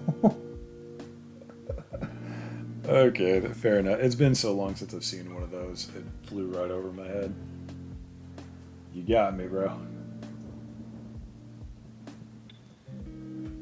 I just realized I have a breakfast blend tea, and it is almost midnight. What am I doing with my life? I should grab like some tea with chamomile or something, but I don't know if we have any. I need to pick up some better teas. Stuff I had is like years old. Anyway, so I'm very much digging this. I really like this. And this is one of those situations I really wish I had Adobe Acrobat so I could like mold a character sheet around what I'm building.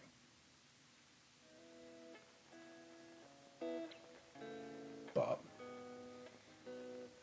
So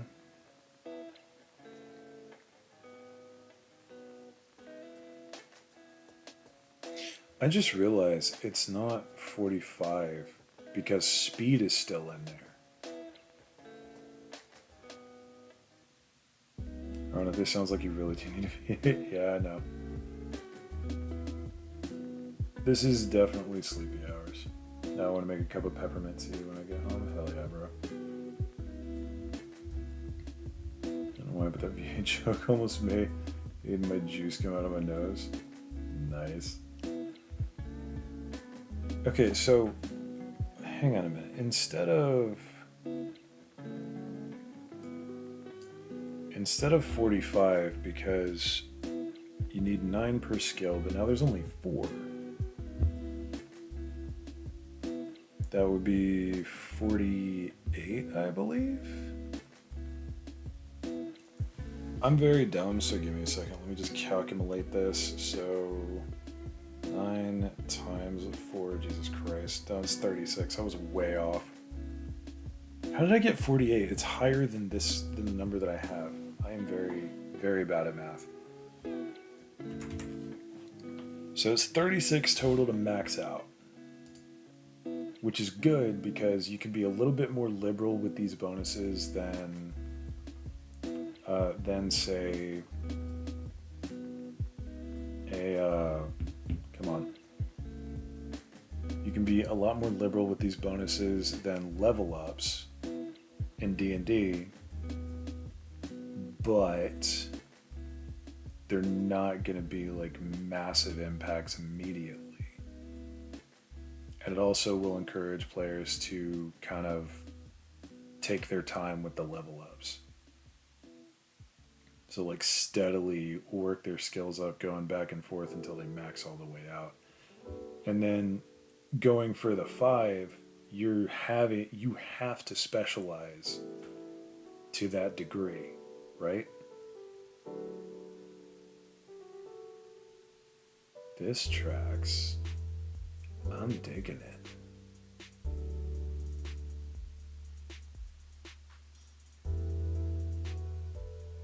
I would have liked 45 to still be the number for max.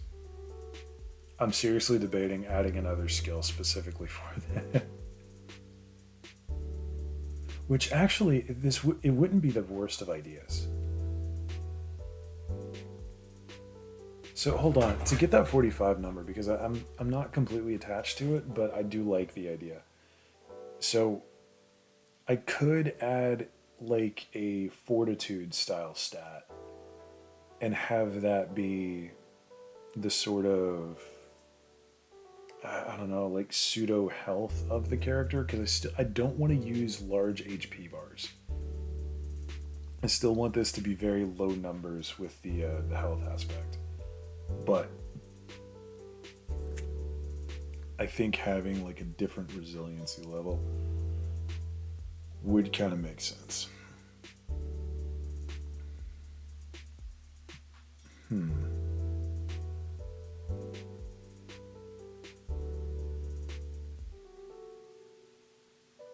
I guess in theory we could add grit back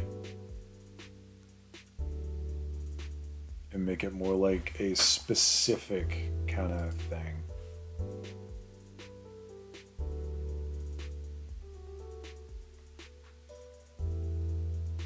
I'm gonna make my tea cold brew so that I don't necessarily have to drink all of it tonight. Hell yeah, brother. Do good to have a 6 attribute. Well, speed, like we can effectively remove this one, because this is in here because I love Savage Worlds, right? Because I'm sorry, not Savage Worlds. I do love Savage Worlds, but this is in here specifically because I love the way 5 parsecs does things. So you don't need to worry about having a speed that's identical to everybody else. Instead, you can legitimately just pump speed, which I should make as a thing.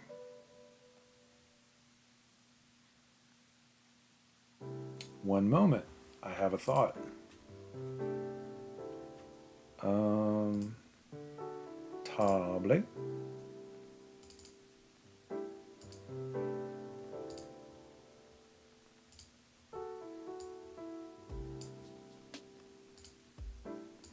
Center it and then recenter it because it never listens. So now for the fun bit.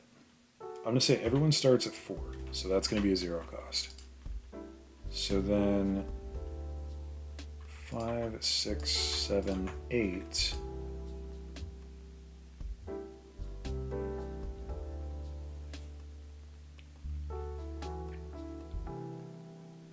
An endurance stat that determines how long you're able to do a certain activity.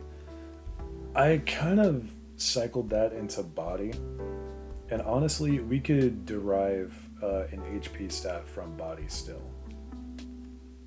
So how do we make this equal 9 is the question. Let's do...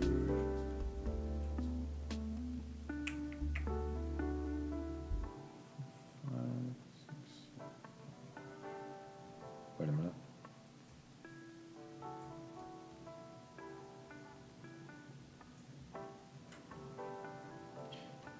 Okay, yeah. How do we make this equal 9? The reason for inches instead of feet or speed, because I want this to be wargame compatible, and most wargames are played with without a grid. So the reason I have the inches thing is for that. Like this system defaults to measuring out. However, the numbers are identically compatible with a grid.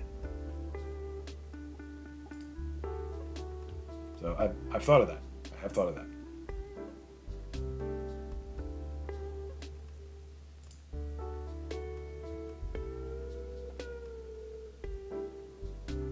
So let's do...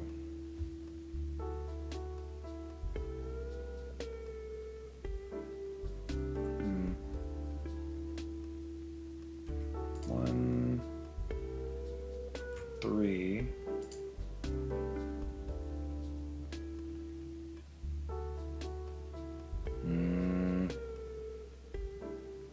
It's gonna trip me up here, isn't it?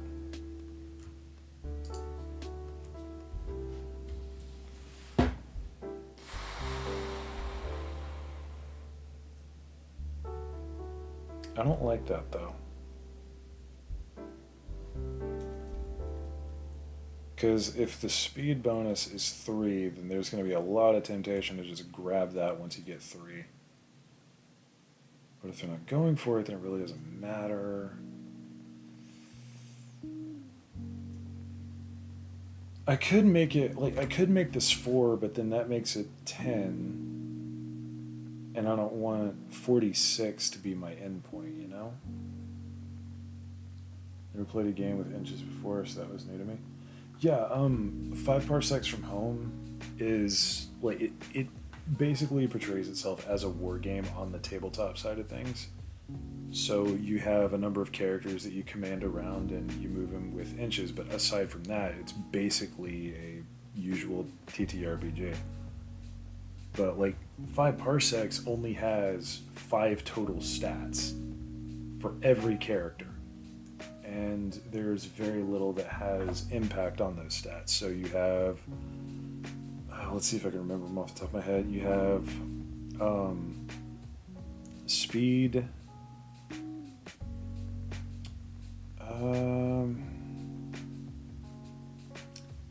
I know the first one's speed. The second one I'm having trouble with. It's speed, combat, savvy, toughness, and something else. I forgot what the something else is. It might honestly just be 4. I don't know why I'm struggling with this. We can just look it up. 5 parsecs. Please don't mind my totally not pirated copy.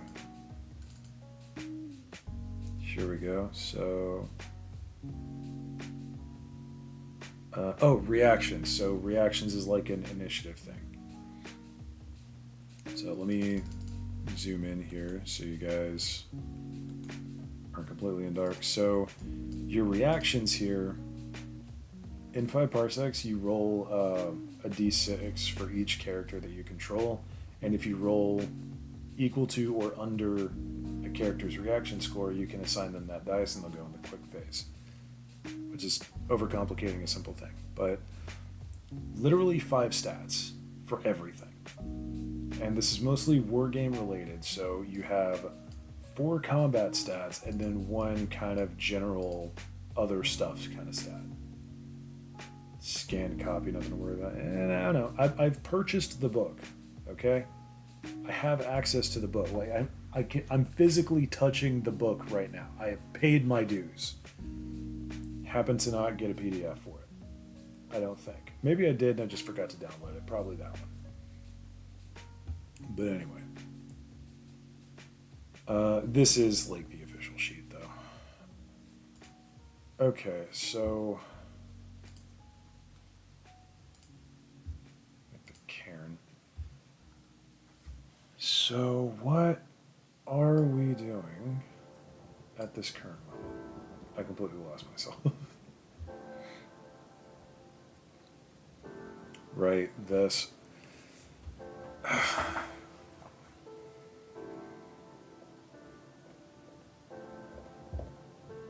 I kind of want to make this an even 45. But at the same time, I also want this to be a clear progression. Like, I don't want everyone to end up at speed 8 by the time they're done.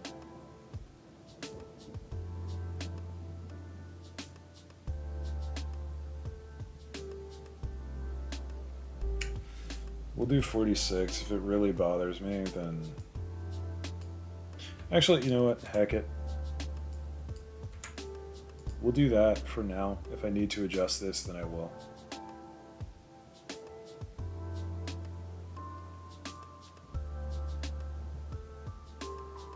Alright, I'm digging that. I'm digging that.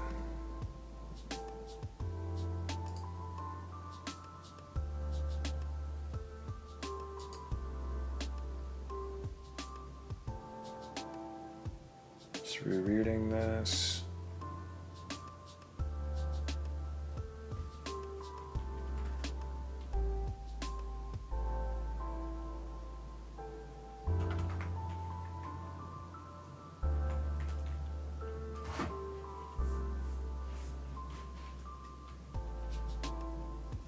That's what playtesting is for. You're very much correct. I'm gonna call the starting characters day ones, just to have like a unique kind of terminology for them.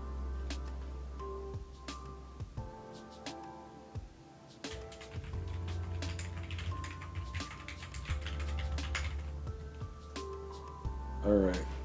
So now, what is the starting value?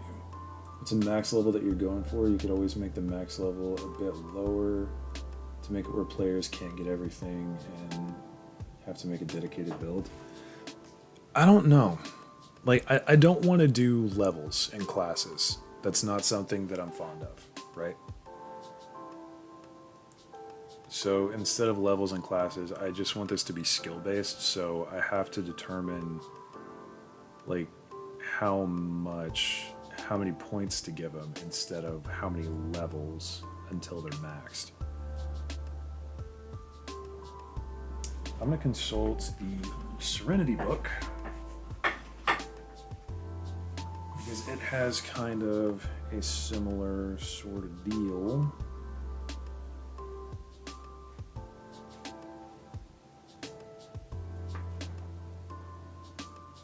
The more I look at the Serenity book, by the way, the more I think, yeah, these people really, really loved Savage Worlds. Legit. Okay. Hello. Oh, hey, they have an advancement chart. Nice.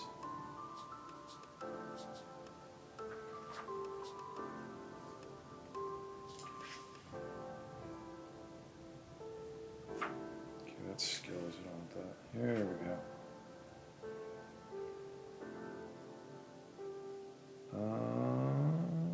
Okay.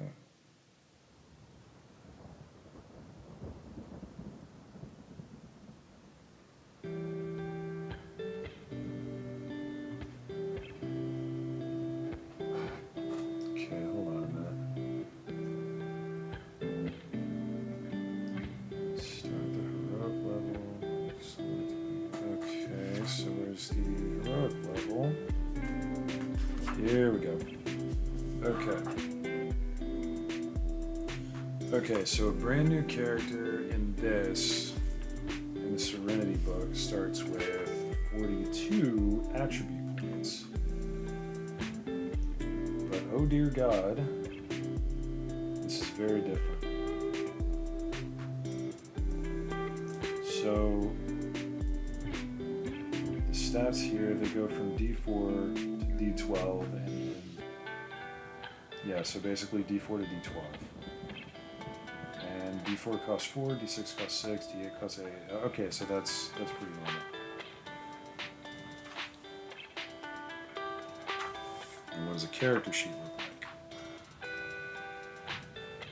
Okay, so that's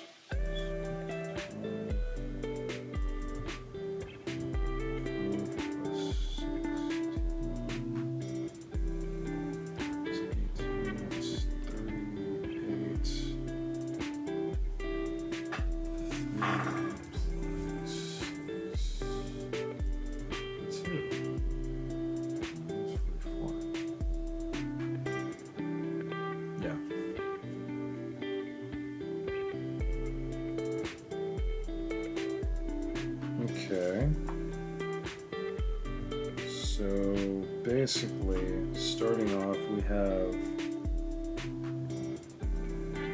here at least all skills at middling, 2 slightly boosted, and then 1 very high.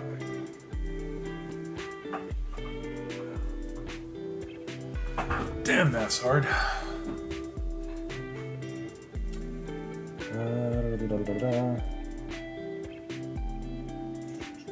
Okay, so no levels, classes, jobs. Instead, it's skills and abilities, and be smarter about what you pick, basically.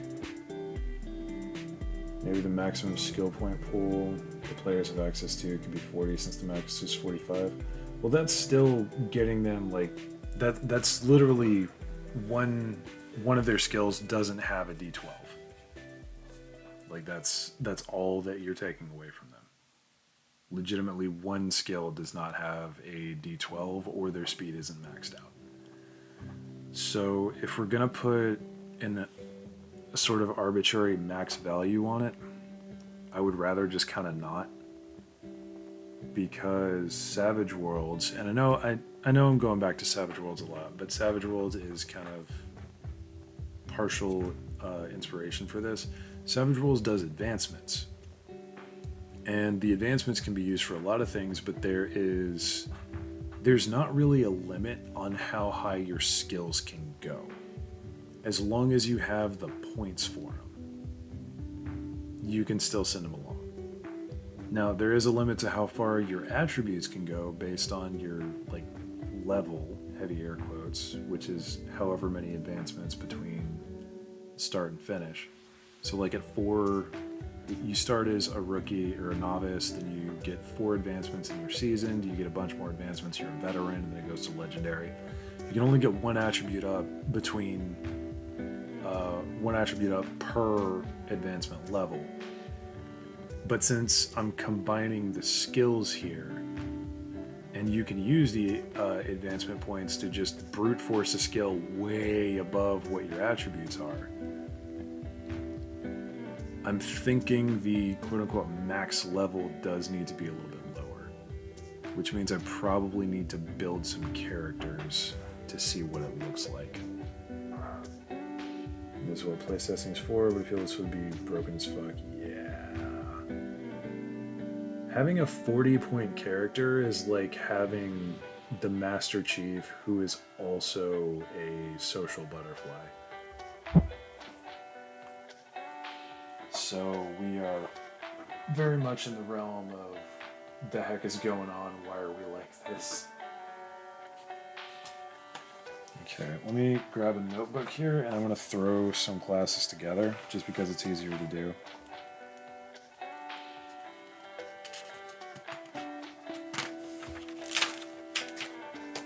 Excuse me for paper sounds. Okay, let's start with an arbitrary S number. So I'm going to go speed, body, agility, psych. Actually, hold on a minute. This could be a lot easier to do here. Funnily enough, when in doubt, insert another table. So I need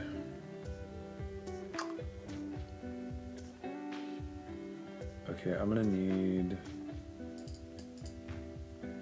now 6 of these because there's 5, and then I need the label, and then we'll do like 6 of those, I suppose. Yeah, it looks reasonable. Default this to black. Okay. Now, as usual, because these don't pay attention, annoyance. Okay, so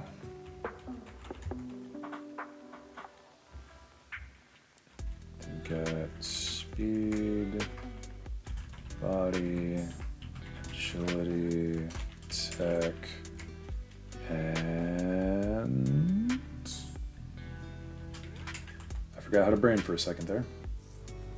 But yeah, playtesting definitely a thing. Very much so. Cannot stress that enough. So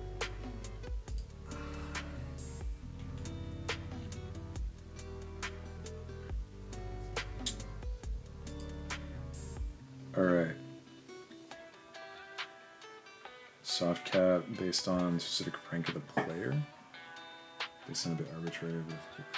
I understand the idea of like you don't want a brand new player to spend all 10 of their points maxing out one stat.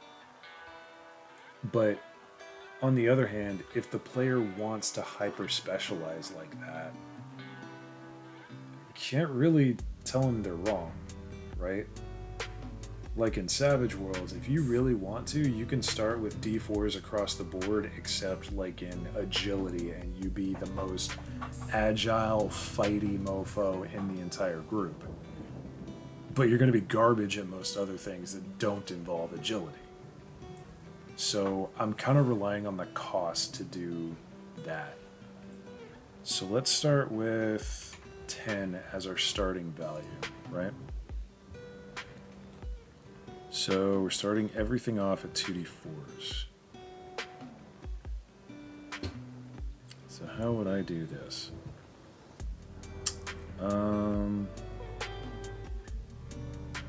Spread it out. 2 is my average, so generally I would have a d8, d4 in everything, which would give me a 12 on my average. So I think 10 might actually be too much. Let's build this out and see what happens. So let's do... let's kind of make a fast boy. So let's do a 6. Then for body, let's just say we leave that at... Let's do a little bit. Let's do d6, d4. So that's 3 points spent already. Agility is going to be the big one. 3 spent, so we can do a d12.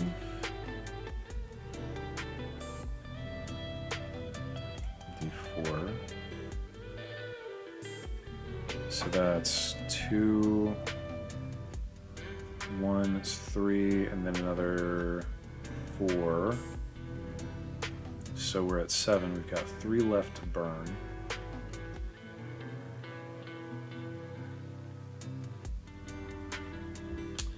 I just realized that I have screwed up slightly because I'm not buying in order.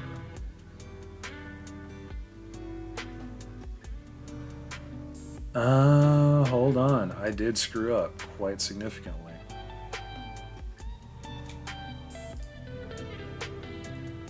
So if this is cumulative cost, then I have severely jacked up.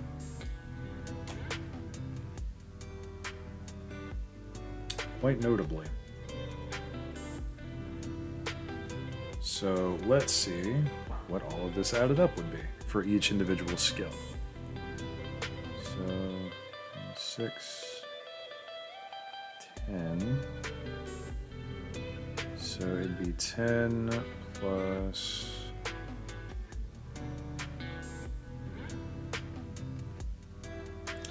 24. Oh boy. So to max out one skill is 24 points. Then you multiply that by 4. Then add...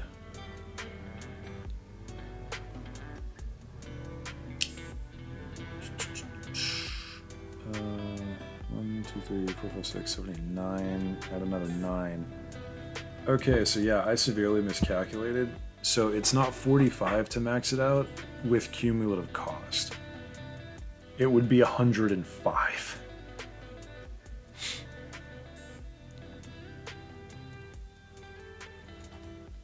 That changes things very different.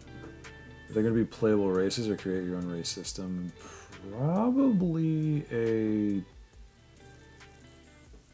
That's a good question. I'm going to start off with like humans only just to keep it simple. I'm probably going to add a way to create races though. Like, I'm not going to worry about race until I have the bones of a system much more set.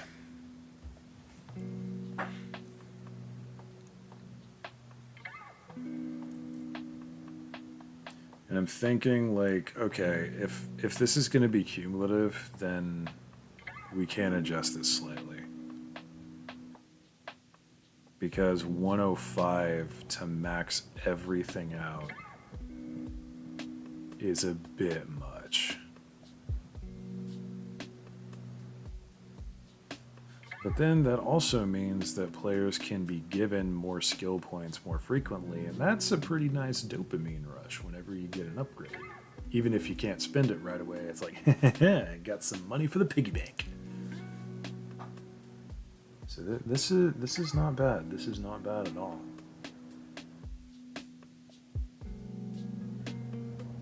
So just for the sake of argument, let's do this again. Let's start with... Yeah, let's do our fast boy. All right, we're gonna make a speedy kinda fighty character. So I'm gonna do speed at, let's do it at, I would say 6, but that would cost 3 points, not 2 like I thought. Okay, we're gonna do at 5, so that's only 1. Body, we are going to need a little bit of body to survive being a fast boy.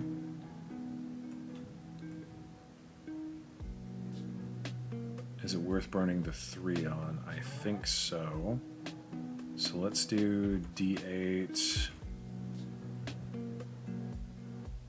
D4. Then here's the big one, so 3... 1, 2, 3, 4. It's 4 spent already. So yeah, if I go up any higher, that's just gonna basically burn out.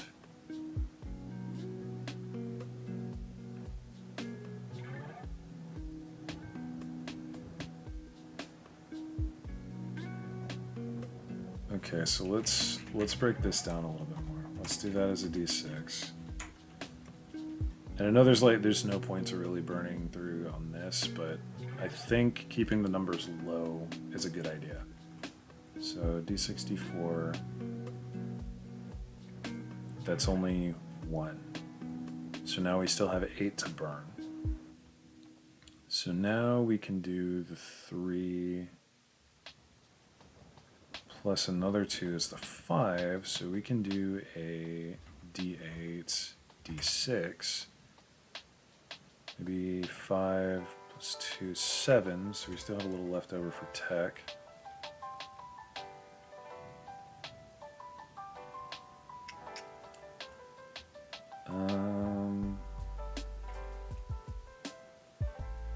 Yeah, so then we could do a d6, d4 in both of those.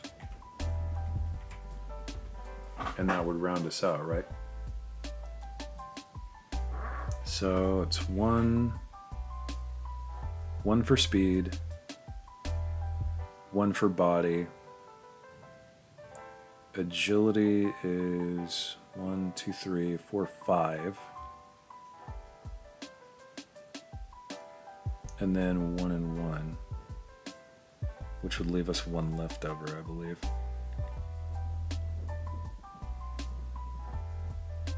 So 10 might not be the go-to here. Might think of upping that to 11 just so they can afford a little more. Like if you want to do a 2d6 kind of thing.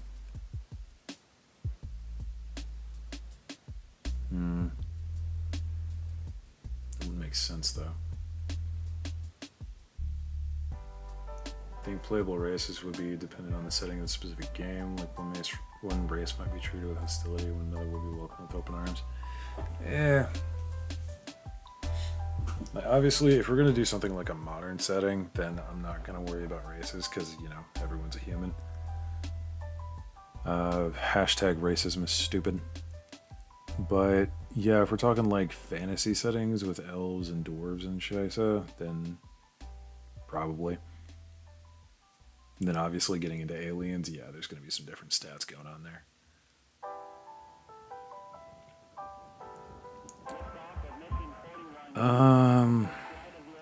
Maybe not stats, but maybe just abilities.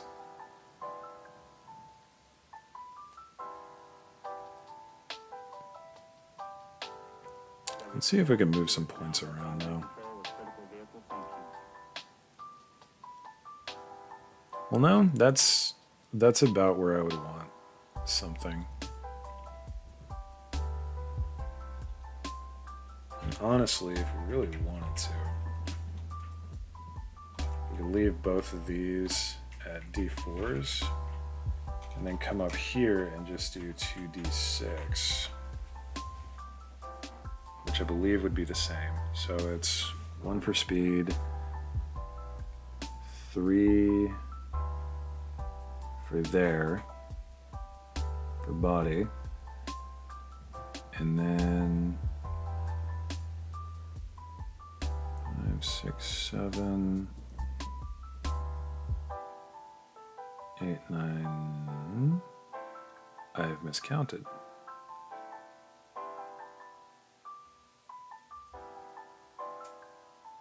Okay, hold on. Let me do this again because I'm being dumb.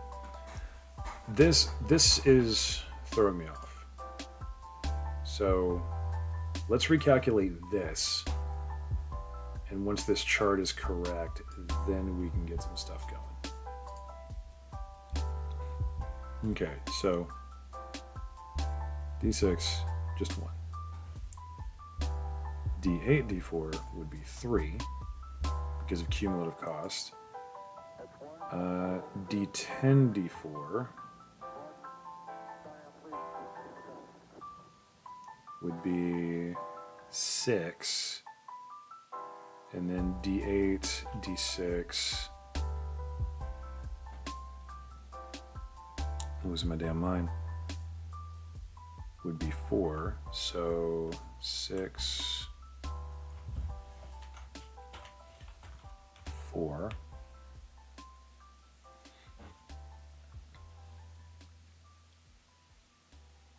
No, it wouldn't be 4, it would be 5. There wouldn't be anything wrong with it, especially if this game system is going to be incredibly flexible, but I can agree just sticking with humans for the sake of game creation is just fine. Yeah. I'll get to expanding like races and special abilities and stuff like that later on, because like again, I know I'm going back to Savage Worlds constantly, but Savage Worlds has its base setting that is very bare bones and kind of like it's almost non-existent story-wise. It is legit just a toolkit. But then you have a setting like Rifts that is straight up a game that takes the skeleton of Savage Worlds and literally fleshes it all the way out. Like you go from in Savage Worlds, you have no classes, no huge special abilities that are restricted to certain people. There's no big stuff going on in character creation. Rifts, you have classes, roughly classes. They have a crap load of special abilities. Your skills are higher. You get a bunch of stuff, and it's like that's kind of what I'm going for. But anyway. Okay, so wait a minute. No, D6 would be 3. Where did I get that?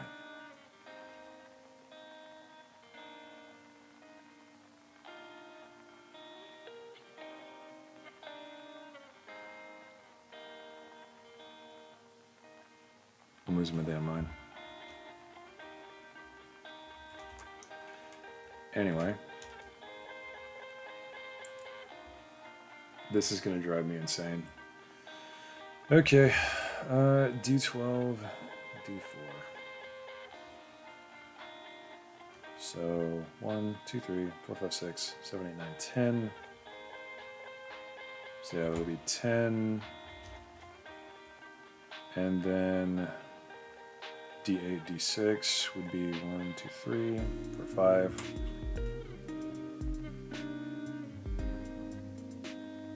So,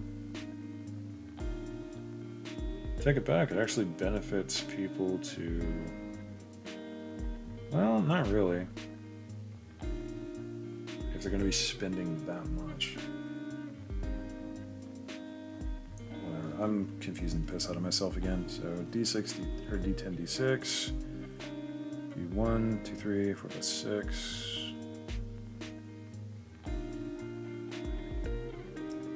And 7, 8.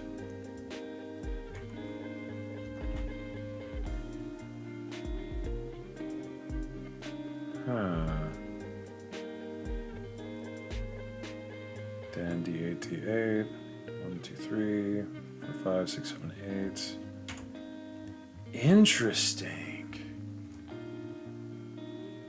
So this is weird. This is some math shenanigans. Hold on. Did I accidentally just make a really pleasing looking formula? Math, bro. Okay, so D12, D6. 1, 2, 3, 4, 5, 6, 7, 8, 9, 10. So that's 10 plus. Oops. It's 2, it's 12. And then D10, D8. So 6 plus 5 be 11. Ooh, whoa, hold on.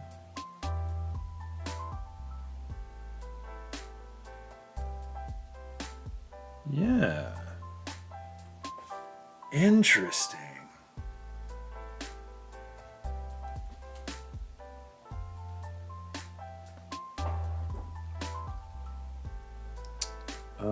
Right, so D12, D8.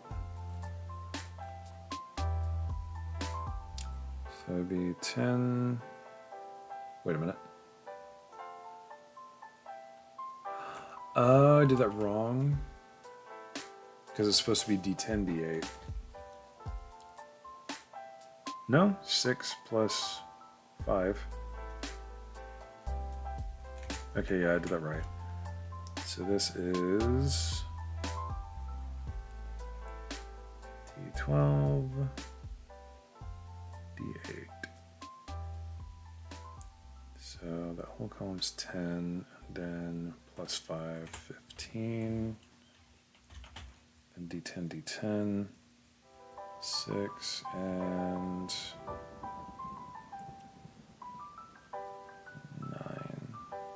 9. 6 and 9. Nice. 15. It's weird how some of these line up. But I'm actually kind of okay with that, because like if I do want to reward people who like take the time to suss out exactly what's going on.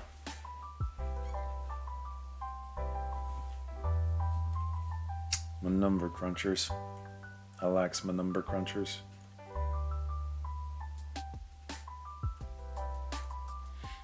Anyway, D12, D10, so that's 10 plus 9, 19. Then down into D12, D12. That's going to end up at the 24 that we suspected.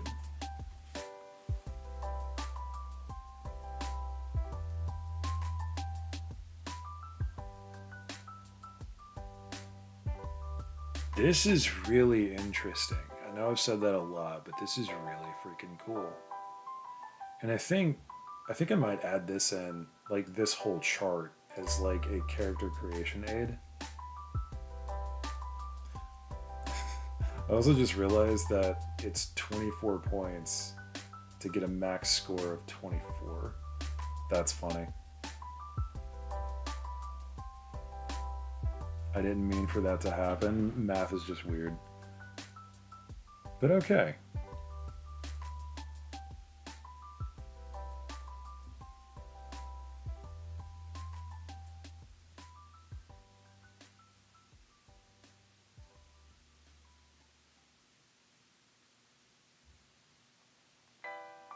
All right, not bad.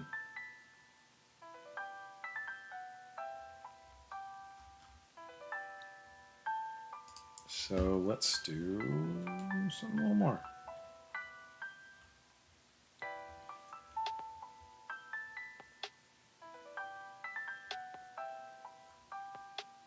I'm just recalculating based on what I just did. 8. Wait, I'm low.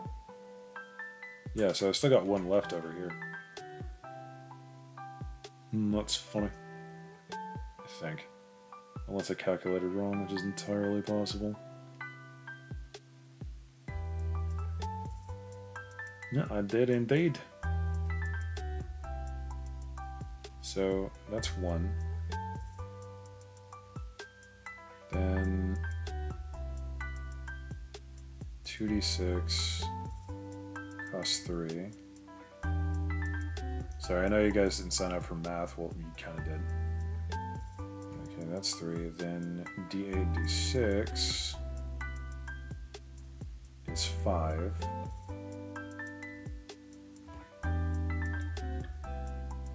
So yeah, I've got one left. So I'm gonna throw that into here. And honestly, 10 points for a starting, that's not bad. You can get some stuff done with that. In theory, anyway. Assuming D4 is like your very base average kind of person. Which is totally viable.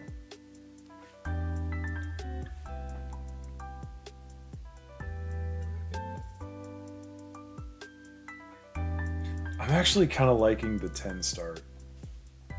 What do y'all think? I know that kind of puts people very weak, but that also allows for very early game gains. Because like if you get 1 point right now, then you can shore up your tech deficiency. Or if you saved a point from character creation, you can go,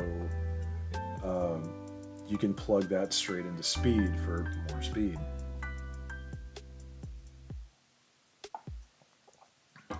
So I am digging that. And that also leaves it up to the GM if they want to award more or if they want to start higher. So let's see what happens if we start a little higher. Let's see what, I don't know, let's say 15. Let's see what 15 looks like. So I'm going to be using a calculator here to make sure. And once again, I'm going to go for a speedy boy. So let's start this off with a speed of 6. And that is going to be 3. Then we want agility, or we want body to still be pretty decent. So that's going to be, we'll keep that as 2d6. Whoop, not d26. That makes no sense. So that's plus another 3. We're at 6 currently. Then let's do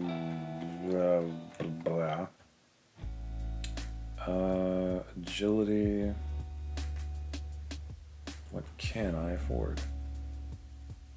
I could do D10, D6 for 8.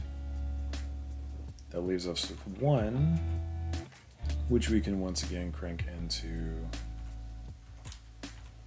Psyche, or whatever we feel like.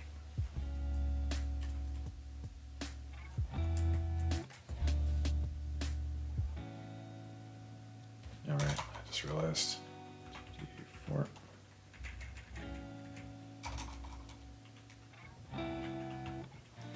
There we go. I'm kind of liking this. Because like, it allows for a character to be powerful in certain areas without like completely strangling all other possibilities.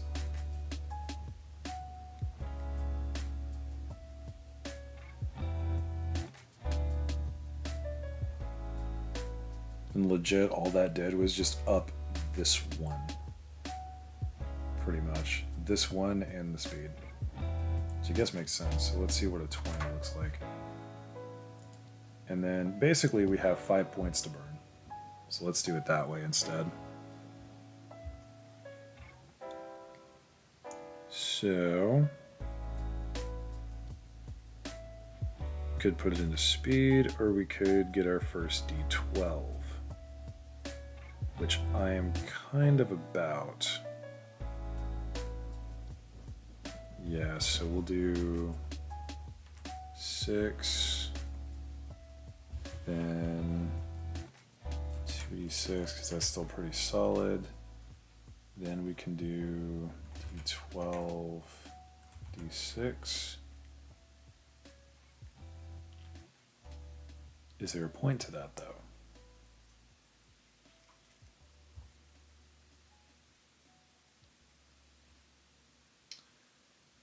There is, but this would have made more sense to be boosting our secondary. And therein lies the interesting bit.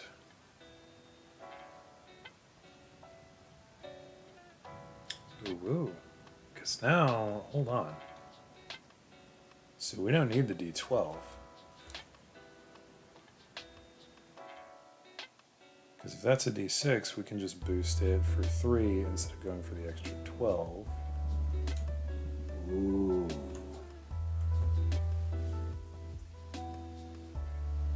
That would only be plus 3. So now we're at 18, and we can spend a little.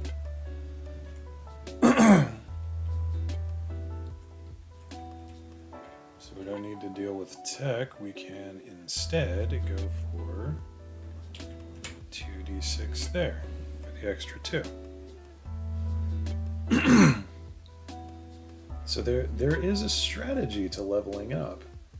And in some of these, it's really interesting because you have to make choices on the primary or the secondary, which is going to matter later on because I specifically designated those. So some effects are going to affect primary and some are going to affect secondary. See what I'm getting at? This is interesting. This is very interesting. I don't know how well this is going to translate into like wargame style. But at the same time, I'm not against it.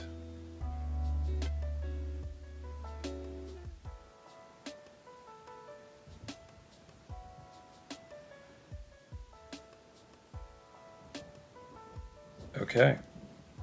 This is good. This is really good. This is good progress.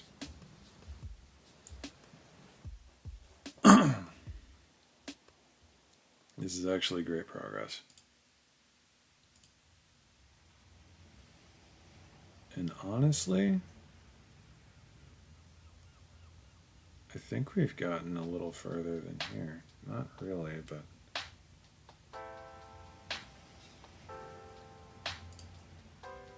I'm missing how you get the 2Ds for the 6 type when reading the page. What do you mean? 2Ds for the 6 type. Which ones?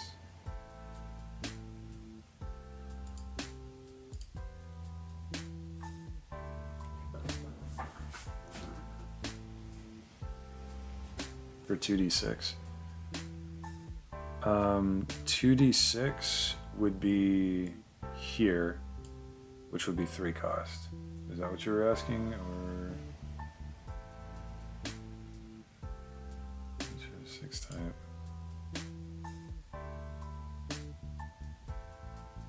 I'm assuming it's just kind of like my brain is mush. And see, yeah, I don't have it very clearly labeled here because like I'm specifically articulating this so I could see it, but I'll clean this up for a quote unquote release version. Actually, it might do to just do that now. So let's do 2d6. Let's get my double dice here.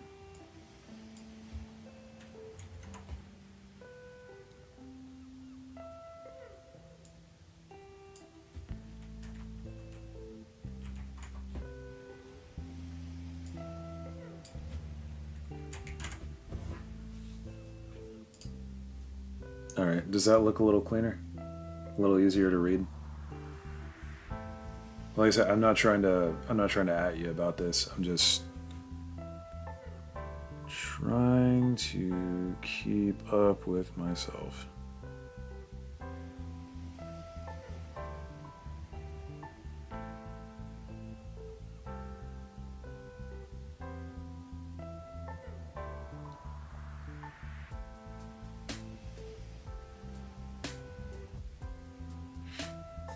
I hope this is making sense to some extent. Yeah, now how did you get 2d4 though? 2d4 is a starting value. So I guess row below. Straighten these up. So then cost 0 would be 2d4, max value would be 8. There we go. Starting to make sense. Starting to, okay, yeah. So yeah, that I'm glad you said that actually, because now that does look a lot cleaner. So yeah, by default, every skill has 2d4, which is why the tech down here is still at 2d4 because I haven't touched it. And then after that, you kind of just upgrade as you go. And I think having the max values here would be a really nice bit of clarity, because that's something that not a lot of tabletop games tend to point out. So like you even in Savage Worlds, like you can upgrade to freaking D12. Like, okay, that makes sense. In Savage Worlds, you really don't need it to be pointed out because, you know, D12, you can land between 1 and 12 and you're shooting for a 4. You're probably going to succeed. But yeah. Anyway.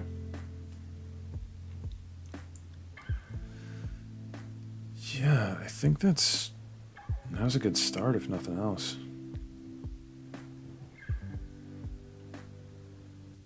To get the die values, you played with a 20 attribute point distribution, it looks like. Yes.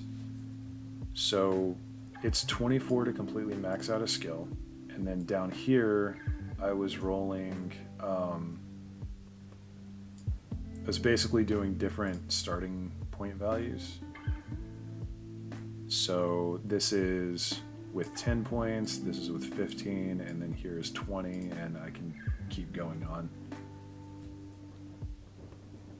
I'm probably going to put both of these tables in the end result, if/when we get there. When we get there, I'm not giving myself the opportunity of an if this time. Every time I do that, I always back out because too much work.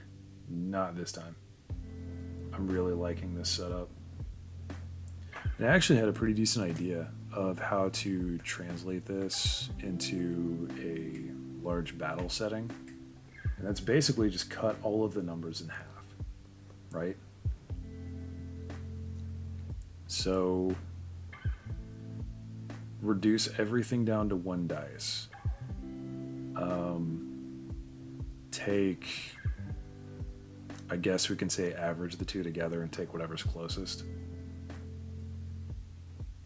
And then just send it from there. That way you could have multiple people rolling multiple things. And you don't have to worry too much about individual stuffs. Be a crap load of dice though, which would be interesting. I was originally thinking I was going to do like a D12 specific system. And then for larger battles, I'll literally just cut everything in half right down the middle. So like instead of D12s, it's a D6. And then everything just kind of moves on over. But then the numbers wouldn't really work out too well. I guess if you really wanted to, you can do something like, okay, if you have a +5 bonus, you cut it in half and round down. That would make sense. I don't know, maybe I'll do that one later. Is it 1 point per 2 speed? No. Speed is over here. So, right, these numbers are completely separate, by the way. So like this set is completely self-contained. This is the points used to buy all of this. So over here, this is your actual point cost calculator, which I'm actually going to throw this in here.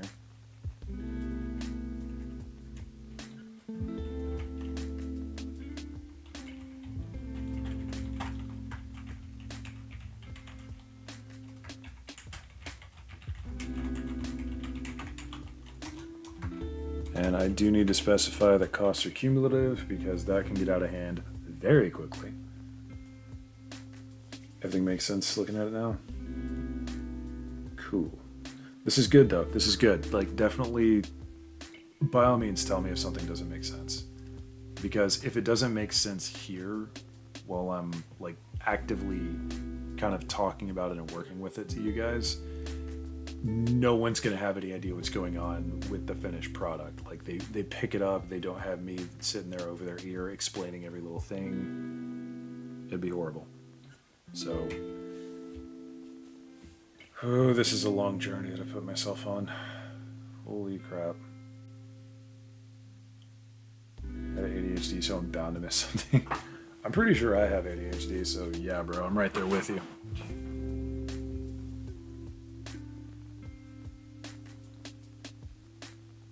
I had to give me a sip of tea.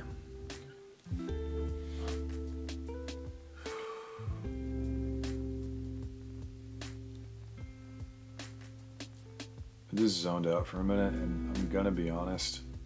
This is a terrible thing, but sometimes when I breathe out in a certain way, I just think, damn, I wish I had a smoke right now. But I haven't smoked in years. I haven't even vaped in years. So, yeah, if you don't smoke, don't start, because that is an urge that will follow you for the rest of your life. For us, missing something as a default, yes. Right there too long, I can get distracted easily. I know the feeling, man. And like, this is one of the reasons that I'm trying to do this on stream, is so I have, like, I have you guys in chat engaging me constantly. So I kind of have like, when I start to wander a little bit, you guys will either keep me on topic with whatever we're talking about, or bounce me back to the topic that we need to be working on, which is this. I'm really satisfied with the attribute system, though. This is a really powerful base, I feel. I don't smoke, I eat and drink alcohol. That's good, man. Stick with that, seriously. I picked up smoking when I was in the military, and it was... I don't want to like glorify it, but it was probably the reason I didn't get a UCMJ and thrown into Guantanamo, because it like calmed me down quite a bit. It did level me out. But it was also one of those things like yeah. I do have a bit of an addictive personality, so I got to the point where it wasn't even the nicotine, really. And I know I'm going on a tangent, but I'm pretty sure we're winding down at this point. But like, it got to the point. It took the edge off, yeah. But it's a little more than that. It felt like it was kind of toning down my ADHD, if that makes sense. But it wasn't even the fact that it was the nicotine, really. It was more like that really minty menthol blast whenever I inhaled. And that's something that I carried with me all the way home. And when I started vaping as a way to get off like actual cigarettes, it was like, yeah, having the nicotine in the vape helped, but it was more like, I just really want the menthol hit right now. Like, I want that breathing out frozen air kind of sensation, you know? Sorry, I shouldn't be talking about that, because describing that is blah. It's people with massive squirrel brain trying to keep someone with a similar issue on track. What could possibly go wrong? I know, right? I would say it kept you focused, but it sounds like more. Yeah, it was definitely an addiction. And sitting here looking back, I can see that it was very, very unhealthy how I was dealing with it. It helped at the time, but it was a very brute force method of quote unquote helping, and honestly, it wasn't good. It was not great. To this day, though, like, I do need to kind of check myself every now and then, because I will get into this mode where like there were these inhaler sticks that someone brought me when I got COVID the last time. And legit, all they are was a little stick with menthol in it. And that was pretty much it. But I inhaled that to try and clear out my nose one day. And it was just like, it was the same feeling. So like, I inhaled and then kind of held it in and just... And that feeling was way too close to the last time I hit a vape. You're suffering something, limited resources, you take what you can get. Yeah. And back then, I'm gonna be honest, I was one of those kind of like definitely military-minded assholes who didn't necessarily believe that mental disorders were as bad as they were, despite the fact that I probably had them. So I was very much like, it'll be alright. Just bowl through it, it'll be fine. You see how that ended up. But hey, karma. And now I have really bad anxiety. When an ex of mine, we went round and round about how her anxiety was keeping her from doing stuff, and I was trying to get her to not let it control her, and now here I am, like, basically feeling like I'm having a heart attack every time I breathe wrong. So yeah, karma is such a bitch. Try, you fail, you live with it. Exactly.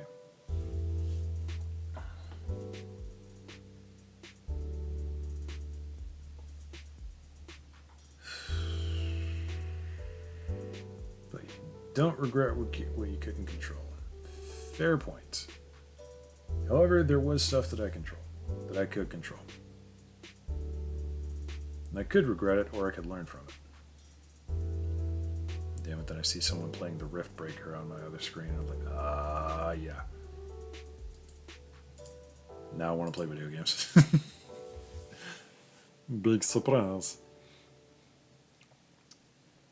Alright, I think we're good for the moment, actually.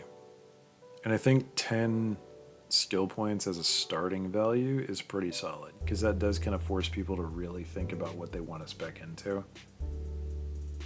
But that's not going to be too huge of an issue. Like, that's not going to keep people from accomplishing their goals, right?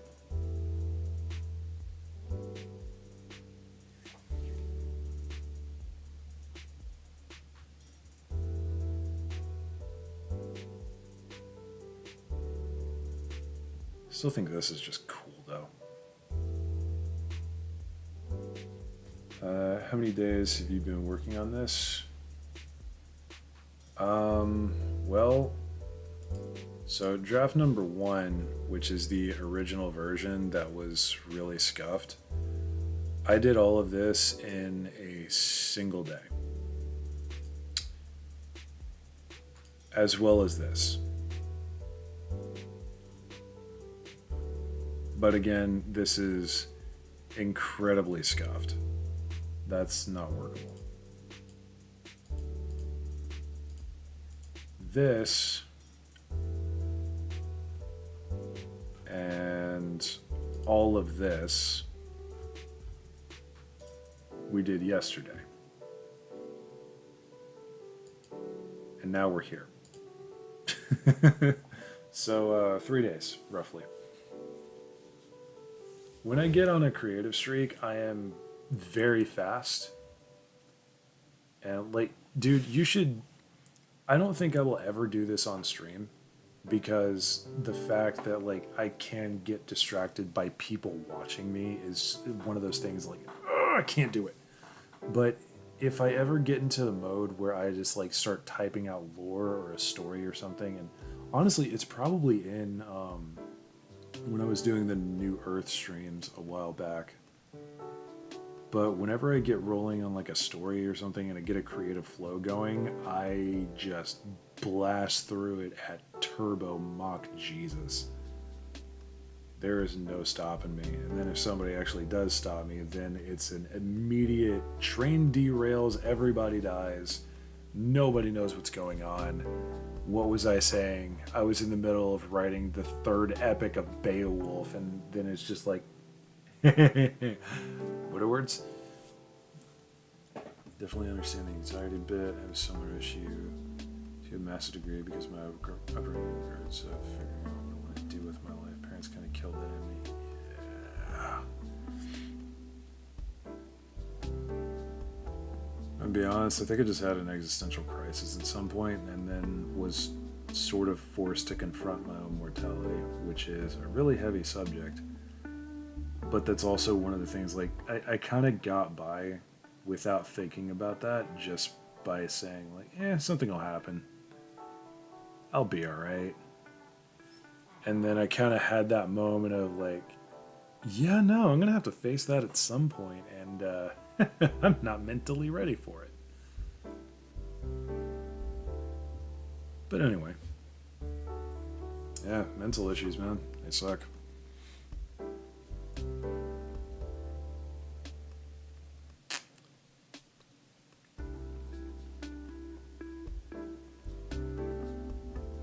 I think I should separate these out just to make sure like everyone's on the same page.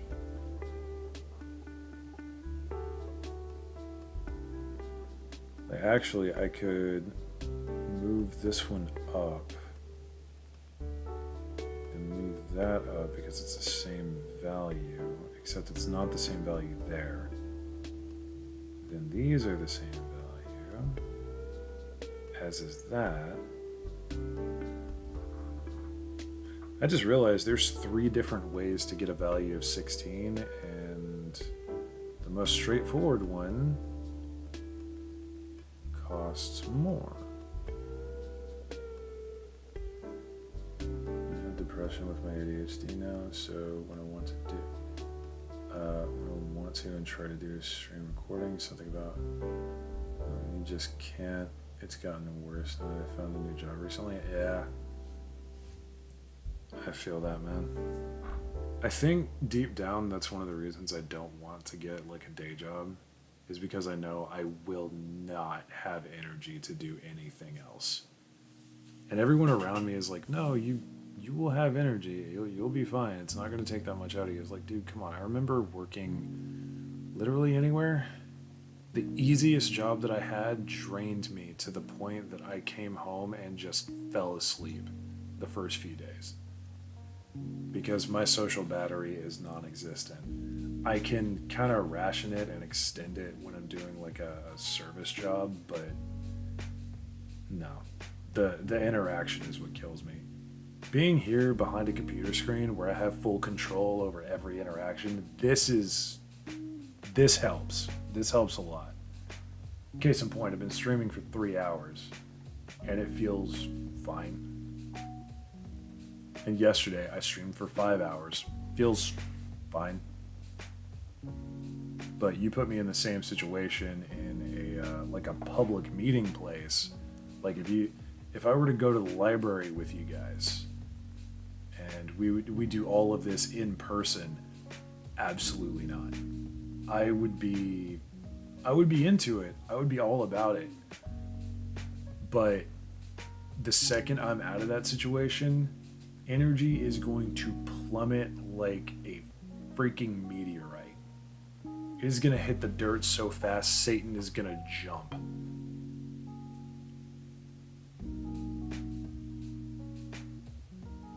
So yeah, that's a thing. You work the 5 days a week for now because of money. If I could make money doing what you do, I would probably work 2 to 3 days a week instead. Hired someplace else. Honestly, man, I do need to get like a part-time job because, spoiler, YouTube is not paying me all that much. And it's firmly because of my own issues. However,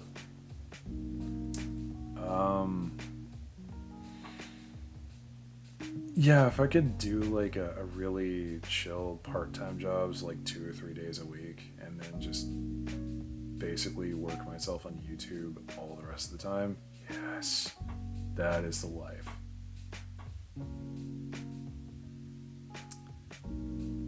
Barely have any energy to do anything when I get home from work outside of maybe playing a video game.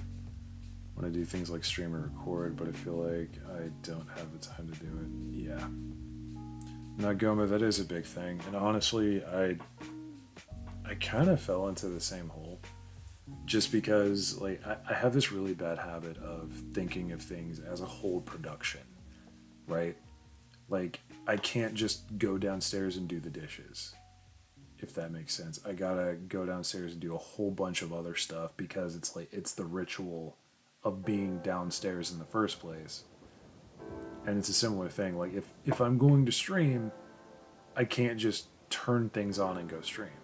I have to make sure that I have the right thumbnail and do the description, get the right title, make sure that all of the settings are right, make sure I don't accidentally say the unpleasant words in the first 30 seconds. Heaven forbid YouTube look at me funny. And yeah, it's really easy to think of things as a massive production, but there's ways around it. The way I've found is like streamline the process to the point that I don't have an excuse. Like case in point, this very stream. Yeah, it's a big production, but I also have kind of forced myself to lower my standards on the title. I don't worry about the description so much because I have it standardized to where it's the same every single stream or video. So it's always got my Discord. It's always got like the info that it needs. And then, like I already said, I had the thumbnail ready, but then I had the tabs or the tags ready. So this is kind of like a process that have built up over a couple of years of doing this, but eventually things do kind of streamline. But you do kind of have to force yourself to headbang through the early days. BRB, that's cool. Have I tried Patreon support? I've thought about it.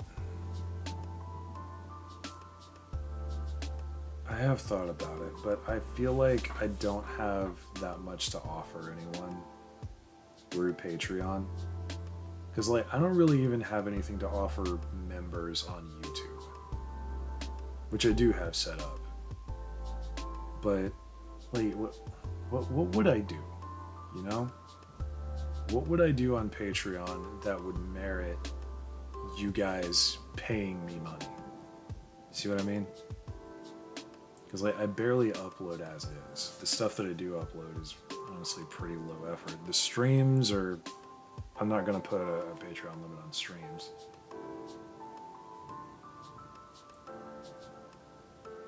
So, like, I don't know what I could offer to Patreons.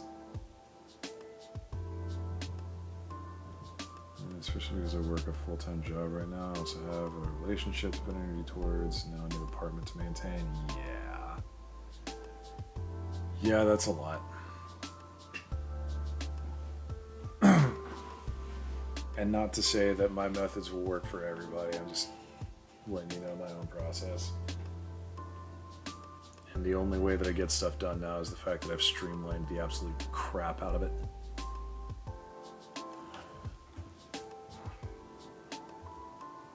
Oh. Starting to set in, boys.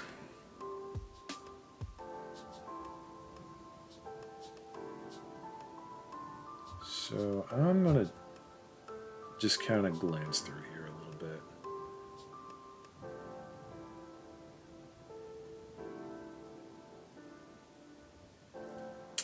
How does a crit work?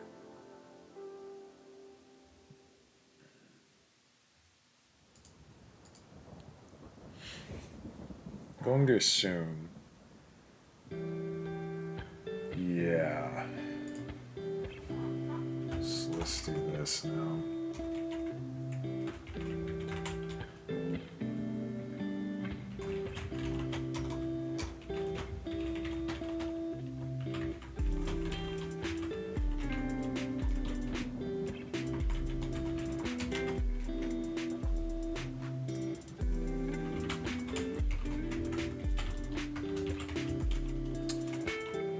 I don't think I want to use raise though.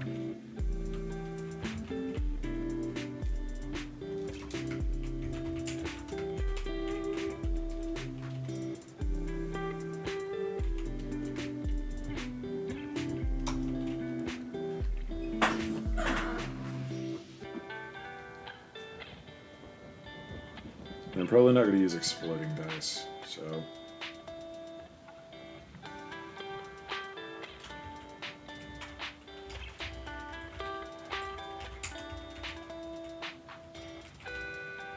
We'll just leave that as is. I'll adjust the wording there later.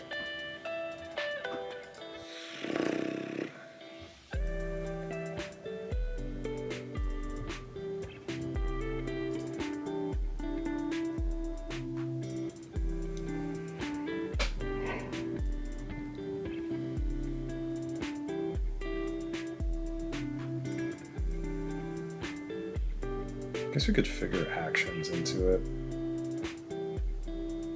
No, I think I'm gonna chill for the moment because I do kind of feel myself starting to roll way harder than earlier.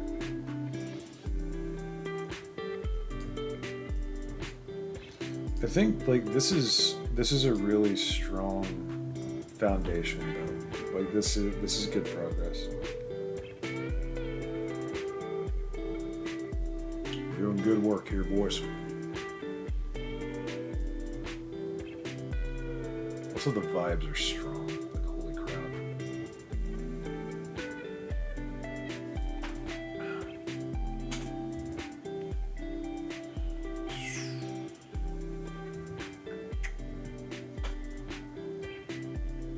It's looking really good so far. Thank you.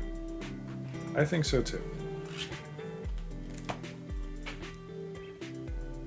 I think we have a really powerful start.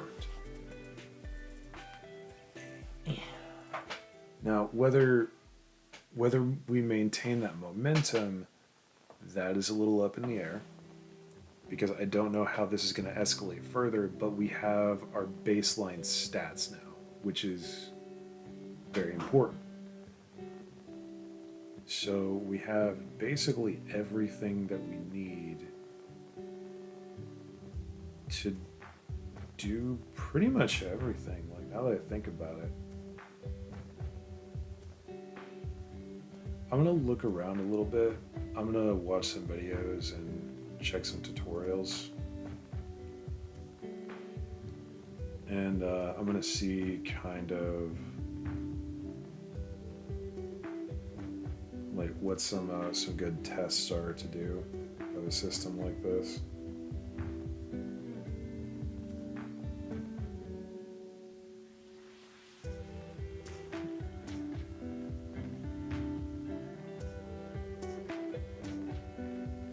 And then soon I will be calling y'all people together to help me playtest this, which is going to be really, really interesting.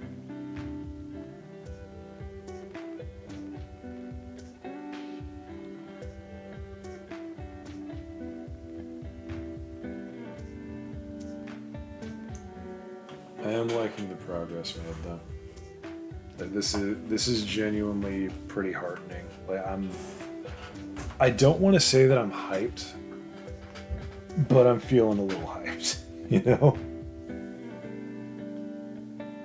It feels good, man. This is one of the reasons I like doing creative stuff, is because you feel it immediately. Oh, it's so good. I'm trying to wait for Goran to come back, because I don't want to just do the outro and end the stream right now when he BRB'd like 10 seconds ago.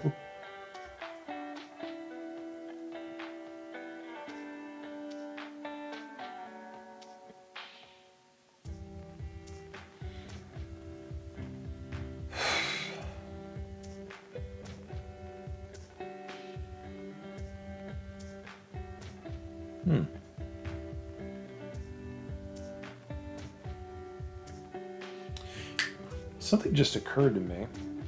I could put a threshold on activating skills and abilities, which, like, this is already a thing. This is already kind of in Savage Worlds, but I can put on, like, you have to roll I don't know, you have to roll your average or higher in order to cast a spell with Psyche. You know what I mean? Something along those lines. I'm really liking the setup though. I have a lot of options, I feel. And I am digging it. I'm looking forward to the playtesting of this. It's gonna be ridiculous.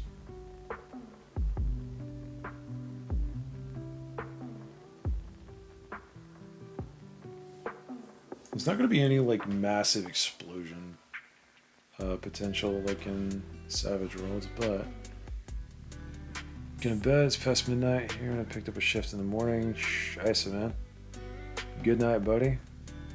Glad you got to hang around, get some sleep. Hope your rest is good. But yeah, I think. Yeah, that was a 3-hour stream right there. I'm gonna be honest, the Rogue Trader stream earlier took it right out of me. Like, I am legitimately struggling.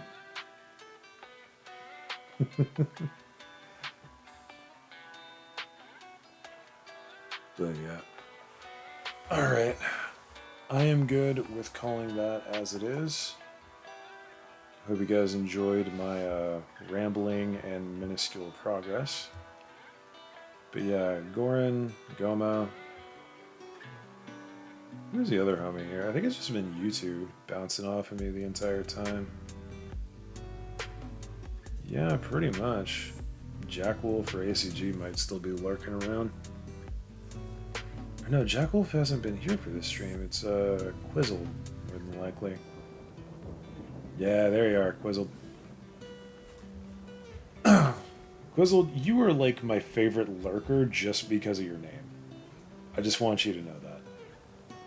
And I know that's like the most superficial thing, but genuinely seeing your name pop up when you say hello, that is like a highlight of the stream starting process. Right alongside when Jack Wolf does his whole herald entrance thing. Just, you know, little lurker appreciation. That's all I'm saying. But anyway. Yep, I'm gonna go ahead and pop off, guys. Thank you so much for being around so late.